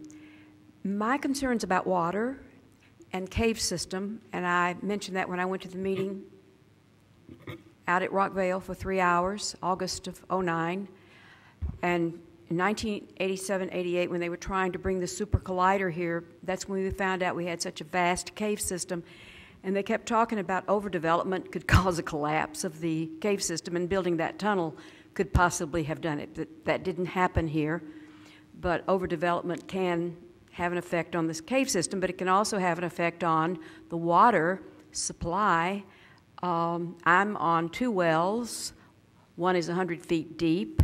Don't know where it comes from. Maybe it comes from Snail Shell Cave, because that holds 30 to 60 million gallons of water. We learned when we were studying the super collider. No one that I know of, I mean, I haven't seen the study about the amount of water that's needed for a population of whatever we're going to have by the year 2035, and I won't be there because I'm 73 now, but I have a son that will be here, and I care about what's going to happen to the whole county with the water supply. And there's nothing more important than water. That's my point. She wants to say something about what happens with your waste and the landfill. Kathy. Your name, ma'am. My name is Pat Sanders, and I'm on Armstrong Valley Road, and Gary Farley is my commissioner. I guess he'll hear about this later. He's not here tonight, is he? Okay. Oh, well. And Kathy Ferris is the next one. Hello. I live on Compton Road, which is not, as the crow flies, it's not very far from the landfill. Fortunately, we've never been able to smell it. But my question is, the landfill was extended for 20 years, several years ago. And there's a very good possibility that it's going to be full in another 25 years. And I'm wondering, were there any, it was botched pretty badly. It was put right near the river, right near our drinking water sources. And I'm wondering if any thought or planning went into what are we going to do with our waste? And are we going to try to do it, if we do have to have a new landfill, make sure that it's not in that karst topography right near the river, which is porous, and if there's leakage, it goes. We already had the old landfill, the unlined ones start to leak. And I'm very much concerned about thinking ahead this time and trying to do it a little better than we did last time. Thank you. Do you want to address Andy's question? I just wanted to add about the garbage, whether it's radioactive or not. We're taking all of Davidson County's metro government, Metro Nashville's garbage every day. And that's out of the hands of the government, the local government, the Planning Commission, or our commissioners, because it's privately owned. And how can that be remedied? How can that be changed? I don't know if if that's in this plan that you all are looking at, but it's of grave concern if you think about how much is coming every day. So that was, and you were talking about cost, but I didn't know, well, I guess when we read this, we'll see what you're thinking about, but it is out of the public hands, and that's very, very distressing. Okay, thank you, ma'am. Is anyone else? Okay.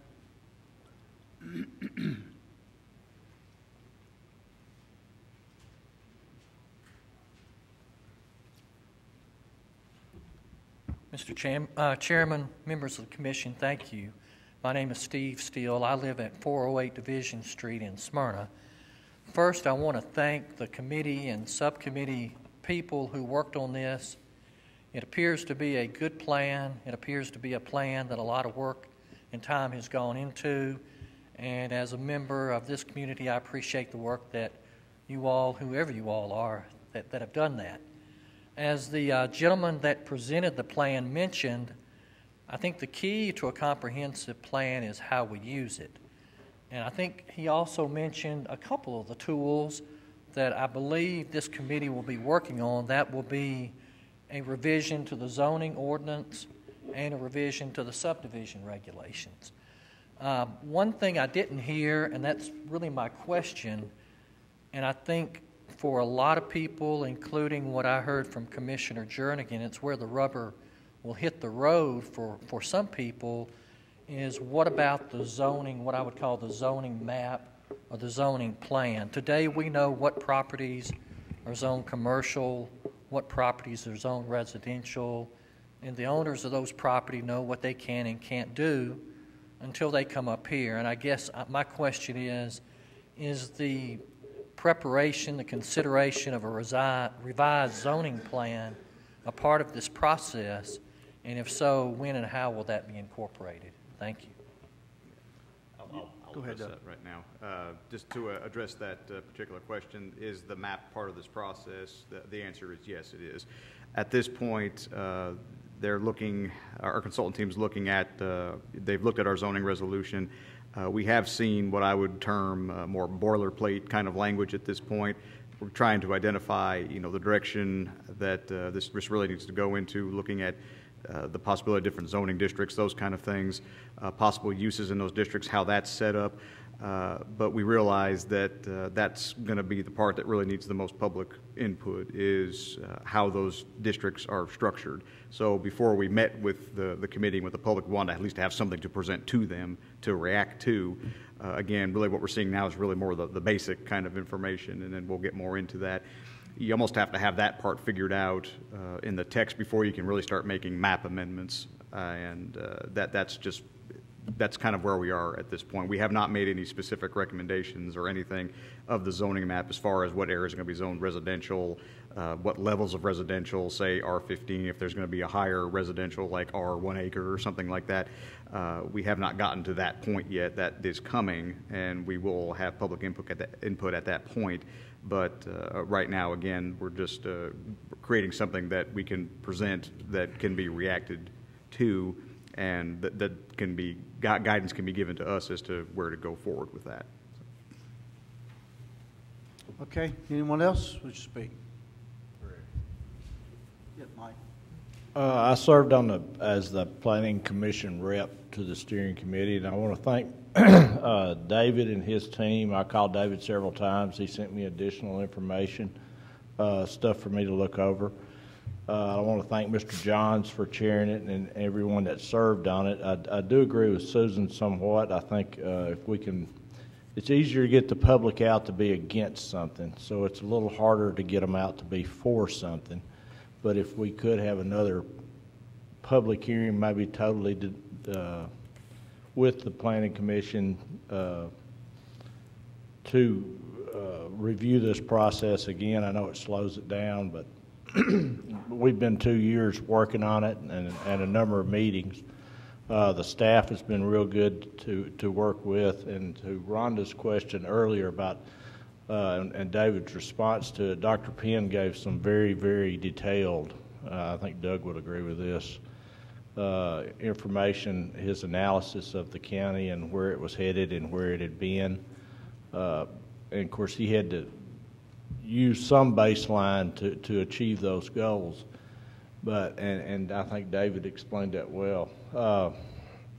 One takeaway that I came away with initially when we were in the meetings as a group and sort of getting our feet wet, and we used different scenarios to decide what was important and what wasn't.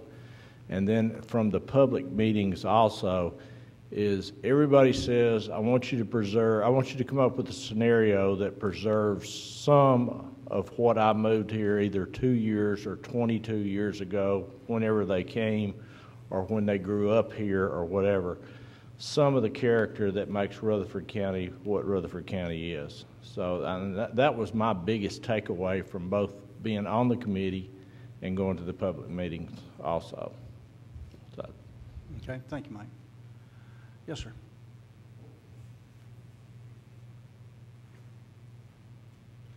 Chairman, members of the committee, I'm Larry Sims. I live at 537 East Main Street. I'm in the real estate and auction business. I'm just probably here to make more of a comment that we've been working on some industrial park properties. We know there's a demand for probably a 200 to 500 acre industrial park. Obviously, when you get something that big, it's probably going to reach out into the county. We've done a little research and found out there's a tract down on Rooker Road off of 231. Mr. Jim Robertson has 200 acres. There's probably a couple of more owners who can stretch it up to 300 to 500 acres. Majority of the properties in the urban growth area, particularly for the city, and their comments where if you do something like that, we want to be a part of it. So I guess they're talking about annexing into the city if we get that far.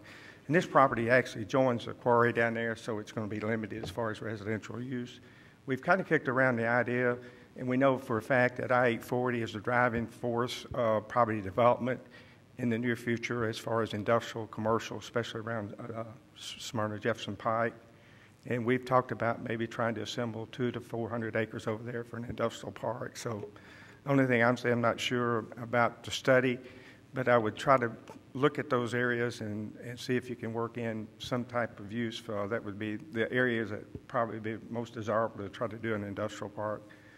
First on Rooker Road, you've got the sewer, you got the railroad, you obviously would have to upgrade Rooker Road or maybe put a new road in. So it's pretty isolated to some degree.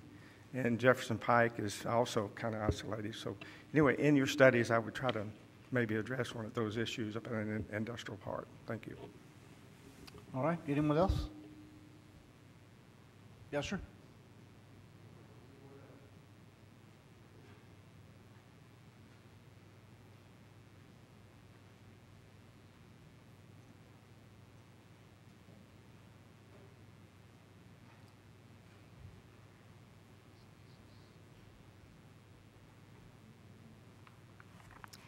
My name is Mary Jane Henry. I live at 2606 Lloyd Street. I've been a resident of Rutherford County most of my life, and I grew up in the rural area. And what I want to focus on tonight is the part of the plan that really has something to do with the rural area. And when Mr. Jernigan talked about the idea that in the rural area there may be limits on how the land can be developed and the zoning and all. I realize part of this probably is involved with the zoning, but there was one big concept that I never saw mentioned in the plan that I think we should really give attention to, and it's called clustering of the land or open space planning, or rural clustering, where rather than just having your land divided into lots of a certain size, you can take the same land, you can cluster the lots, the homes into smaller lots, and then you have open space that still gives the rural effect, but you can provide for, preserving some agricultural land, you can protect the wildlife because they're not driven away from the land. You don't have the sprawl that you get with the other effect. There's lots of benefits from this, and it's not really a new concept. So, you know, I would like to see that maybe mentioned in the plan as part of the way that the rural land that can be developed. And possibly this needs to come into the zoning too. But I think just to say that, you know, we recommend that the land be 1 acre lots, 5 acre lots, whatever, without the idea of the rural clustering or open space design. I think we're really leaving out a big opportunity, and especially within the next 20 years. You know, there's lots of rural land right now that's not ready for development. But if we look 20 years down the road, you know, like someone alluded to, we're going to see a whole different picture. And I just really think that we need some more options rather than just dividing the land into, you know, so many acre lots. Thank you. Thank you, ma'am. Doug, you like to address that? You like to? Yes, and actually, Ms. Henry had come to my office the other day, and we discussed this a little bit. And this is an idea that has come up even with the Planning Commission, with the steering committee. It may not be mentioned in the plan. I think it would be something that would be worth mentioning in here. At the same time, this is something that I believe that we will be exploring more as we get into the zoning and the subdivision regulation, primarily the zoning. But it's very good points that she brings up, and again, we're in agreement as far as that's concerned. Yes. Yeah, Okay. One thing, Craig, I think if you go back in the back of and then I don't have an updated copy, but it's in my copy, it's in the 125 to maybe 135. A lot of these community identity and quality of life issues, a lot of the objectives in those go back to what Mary Jane said. I mean, I think if you do some preservation stuff like that, you'll meet a lot of those objectives that are listed in there. And David may not have alluded to it, but it is in the plan. Okay, all right. Anyone else wish to speak? Yes, sir.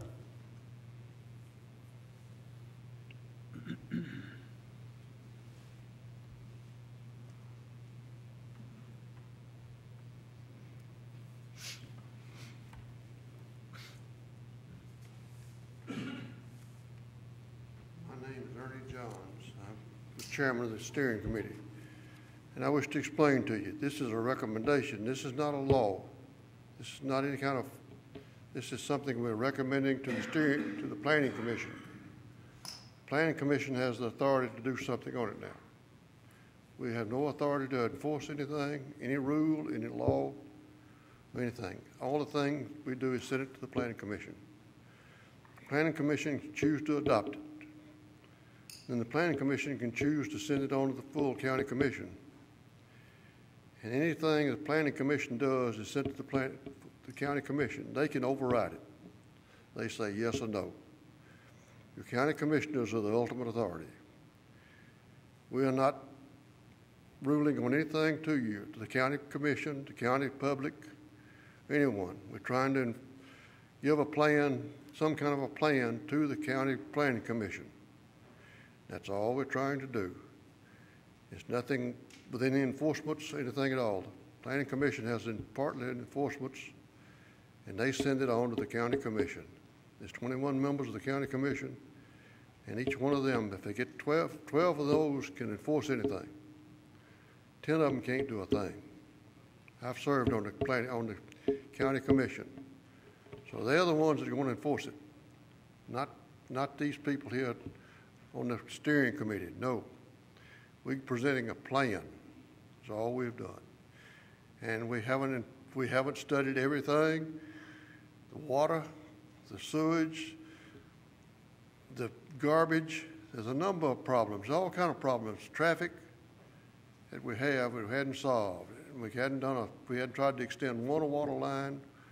We hadn't tried to do anything like that. There's a number of problems we've got. We hope this makes Rutherford County a little better. I hope some kind of plan can come forward from this. That's all we hope. That's all I've got to say. All right. Does anyone else wish to speak? Anyone else? Okay. Mike, see if we get this straight. and Ms. Allen, that this needs to go back to public hearing with the steering committee. And they take the public input and then make what changes that they want to make and then brings it back to us. Is that what you're saying? I think it probably does. I mean, I'd like to see a bigger crowd, and hopefully the paper, maybe and some of the local news media, can help us out a little bit there. And I really think the Planning Commission probably ought to be there too. We're getting down to the brass tacks now. So if we could schedule, and it probably ought to be separate from our regular meeting. I think. I agree. I agree. And you think the news media will probably help us out? I see you sitting out there. He'll probably help us out, I'm sure. Okay. Does anyone else have any comments? Doug? I don't really have anything specific. Just take a moment just to thank all those who've been on the steering committee. I mean, I know they've put a lot of time and effort into this plan, and all the people who have made comments to us. Of course, we do appreciate all those. I know myself, I've taken several comments about this plan. I may not have had complete agreement with everybody I talked to, but we always kept things cordial, and we just had different ways of looking at things. But that's what this process is all about. I mean, you can't have a document like this and a plan like this that's gonna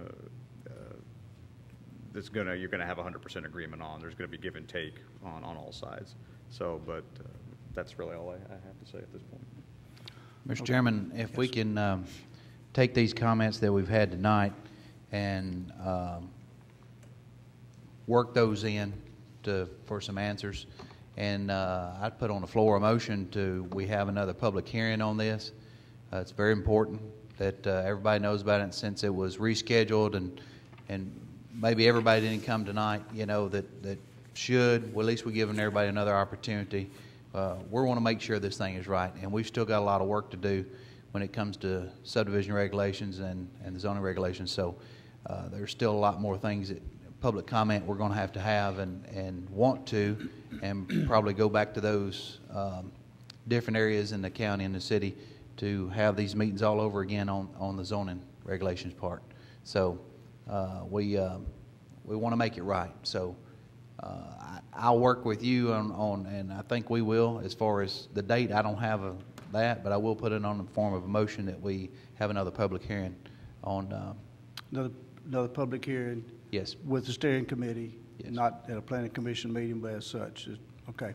If we want to separate it, that's fine, but I do think we need another public hearing we on can this go comprehensive ahead. plan. We'll look at our calendars, tomorrow and start formulating some dates here, because we'll coordinate that. Do I have a second on that?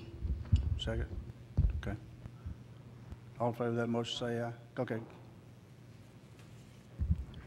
No, I didn't catch that completely. We're going to have another public hearing as part of a planning commission meeting or part of a steering committee meeting or a separate? Steering committee meeting, was it not?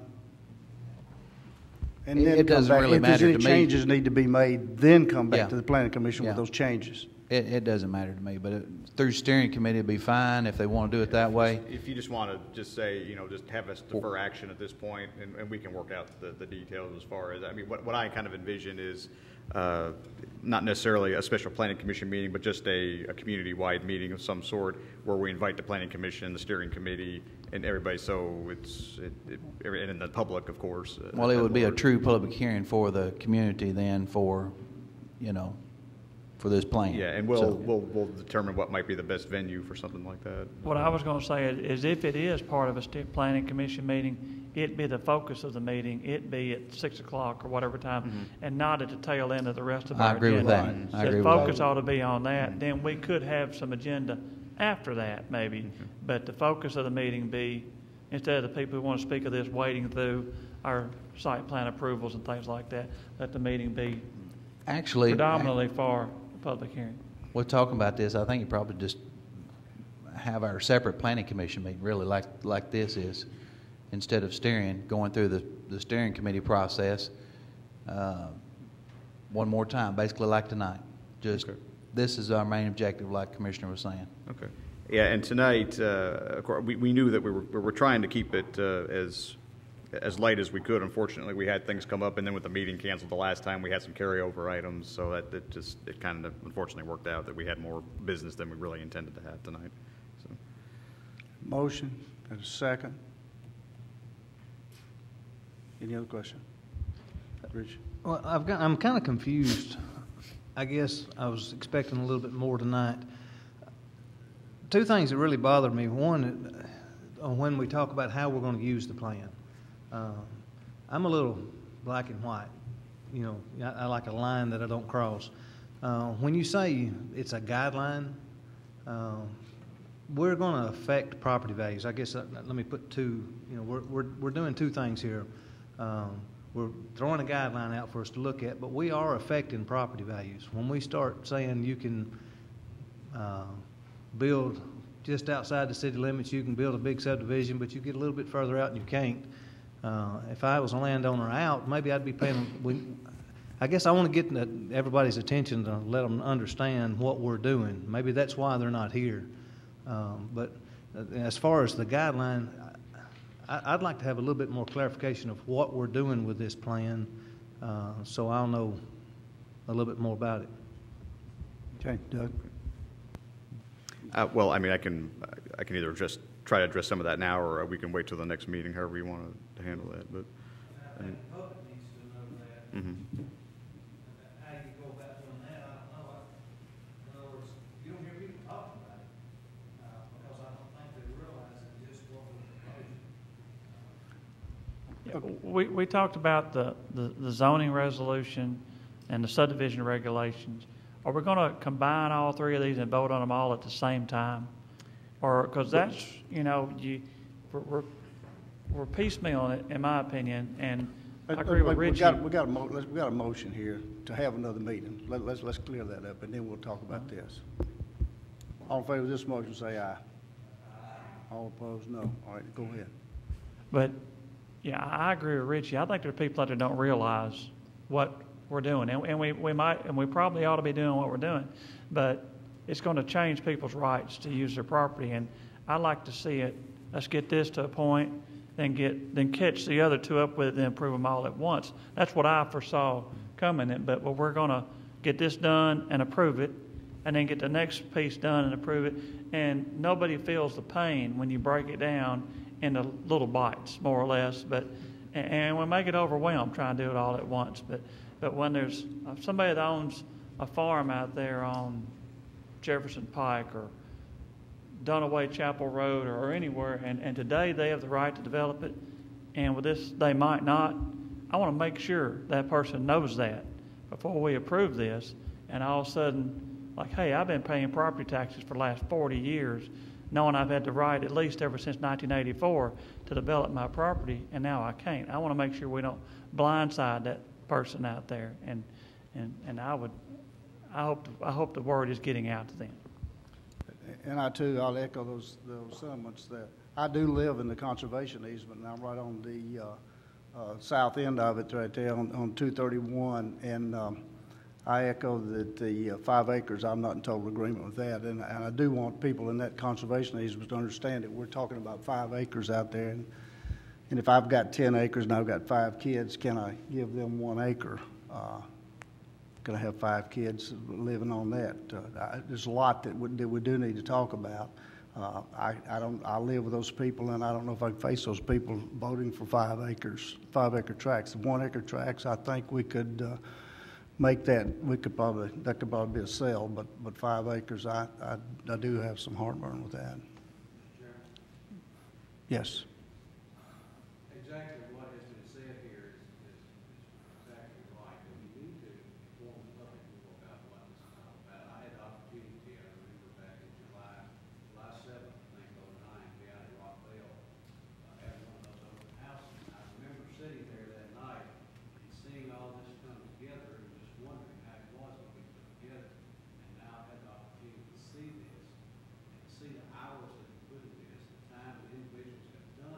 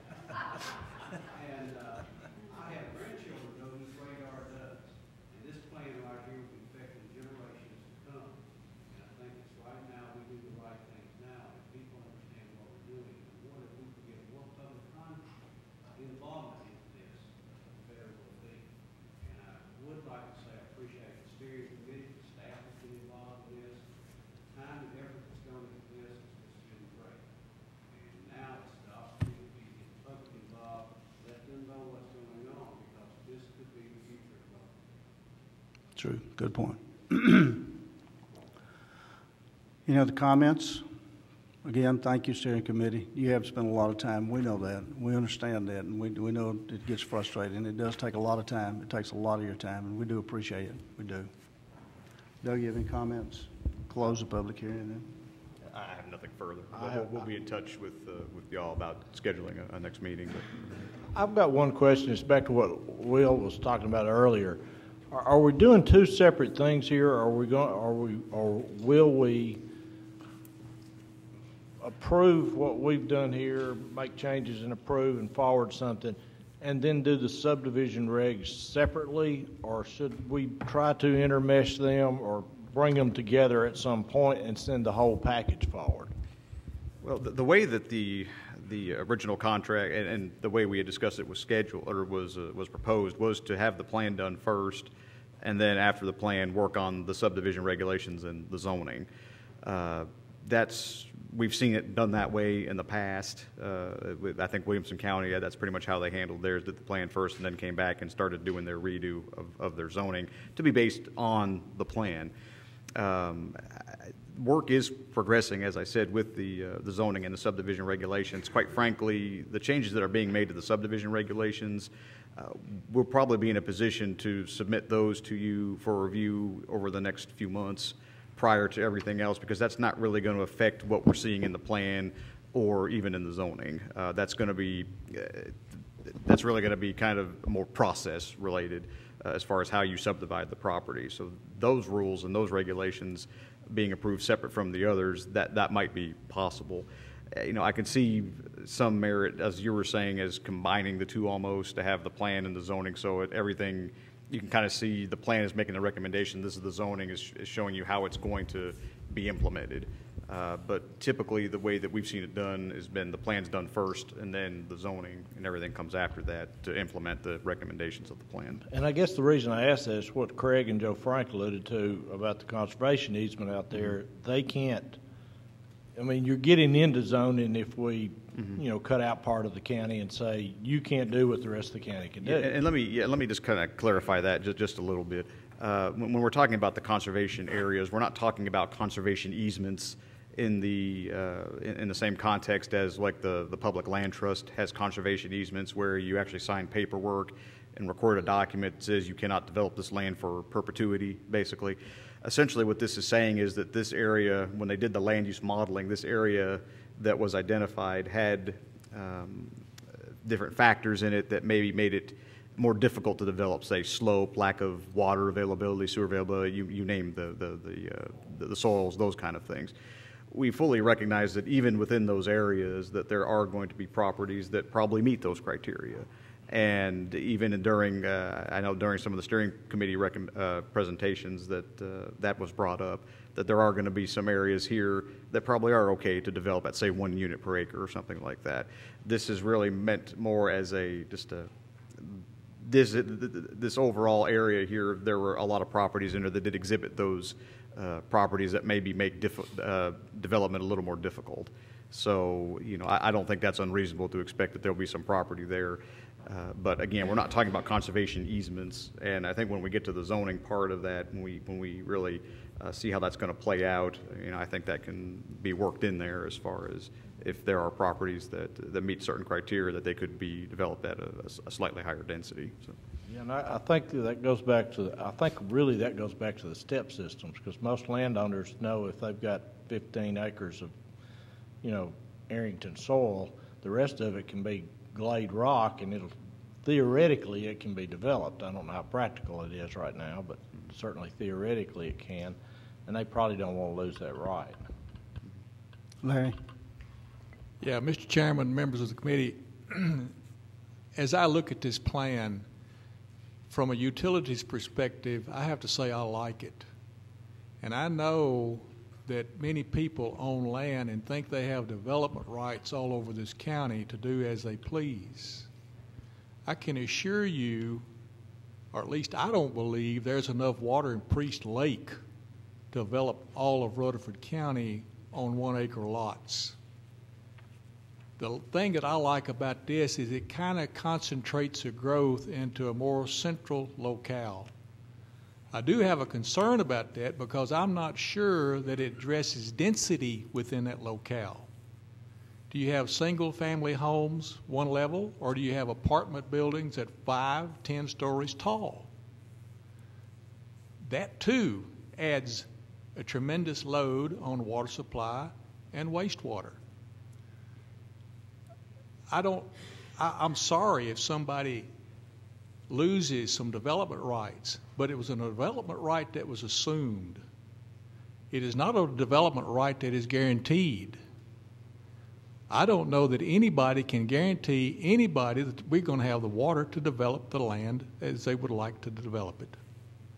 It is a daunting task to come up with a plan. Here we sit trying to think of what's going to be in 2035 when we won't be here in 2035 and we don't know what the next generation is going to want. There's also an old adage, a failure to plan is a plan to fail. If you don't start with a plan, and I think this is a pretty good plan. Also, we don't have any idea what decisions are being made in Washington, D.C., or Germany, or China, or Japan that may blow this thing plumb out of the water. Have no idea. But it's a good place to start. And I congratulate everybody for their work on it. Thank you. And I want to conservation. You're talking about not conservation easement, but the conservation district. You're right. The topography out there, it will, and 5 acres will probably. It's hard to do anything with 5 acres or even more in a lot of that. You're right. If I could kind of just follow up on what Mr. McElroy was saying, and I appreciate his comments. Something about this plan that I want to make sure everybody understands is, this isn't a plan that once we approve it, we just leave it alone for the next 25 years, or like Mr. Hafley said, 24 and change, or 23 and change at this point. This is a plan that is going to evolve over time, and quite frankly, it's going to change over time. We don't know what's going to happen 6 months from now, let alone 25 years. So we fully expect to have to make amendments to this plan. Generally speaking, most land use documents like this need to be updated every 5 years anyway, just to take into account all the changes that have been made during those past 5 years. Things can come up, as Mr. McElroy said, if somebody comes in, makes a decision somewhere and decides they want to put a plant somewhere in Rutherford County that the plan didn't really forecast. Those things are going to come up, and those are things that we're going to have to anticipate are going to come up. And in order to keep this plan current and to keep it usable, it's going to have to be changed over time. So, I echo everything that Mr. McElroy said, and I appreciate his comments, but just to make you understand and so that you know that this isn't something that we're just going to, once it's approved, we're just going to set it down and say, yay, we got a plan, go us. It's going to be something that we're going to use and we're going to amend over time because we'll have to. Mike? One quick thing. The steering committee met a number of times at CUD. I think we met once or twice at the school board, but a number of times at CUD, and I just want to thank Larry and his staff for allowing us to use a very nice facility out there. It worked out real well for us. Yes. And I echo those comments as well. Thank you. Okay. So we're set up for another meeting at some time.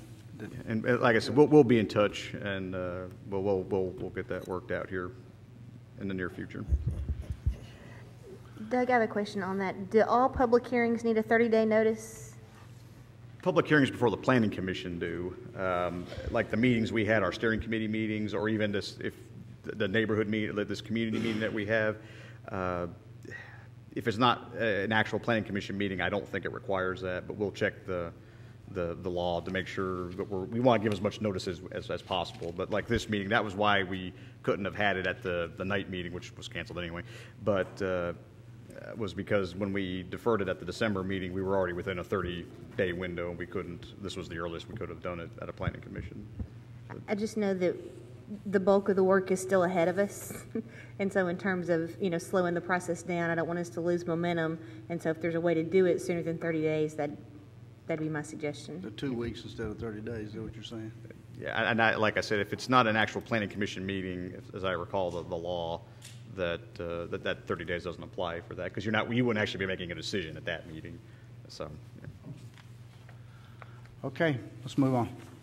Staff reports and other business. Yes, just briefly, you have on your tables the 2010 year-end report and the 2011 work plan. I'm not going to go through that tonight. I'll just ask you to take that with you, review it, and we'll discuss it at our first meeting in February.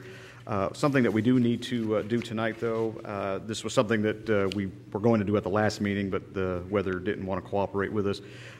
We need to go ahead and appoint a nominating committee for chairman and vice chair of the Planning Commission for 2011, and also we need to appoint a separate budget committee to help us with the fiscal year 2011-2012 budget. On the nominating committee, and I've spoken to pretty much everybody on both these as far as recommendations are concerned. Nominating committee is we're recommending Richie Boland, Mike Kusch, and Pettis Reed. I have not had an opportunity to, I emailed Mike. I have not heard back from him one way or another. I don't see why he would mind. But anyway, those are the three for nominating. On the budget committee, it'd be Jeff Phillips, Veronica Buchanan, Vincent Windrow, Rhonda Allen, and Pettis Reed. So we just need a motion to set those two committees. Do you have a second? All in favor of the motion say aye. All opposed, no. Motion carries. Okay. That's all I have. Dale, do you have anything? David? Okay, very good. Thank you.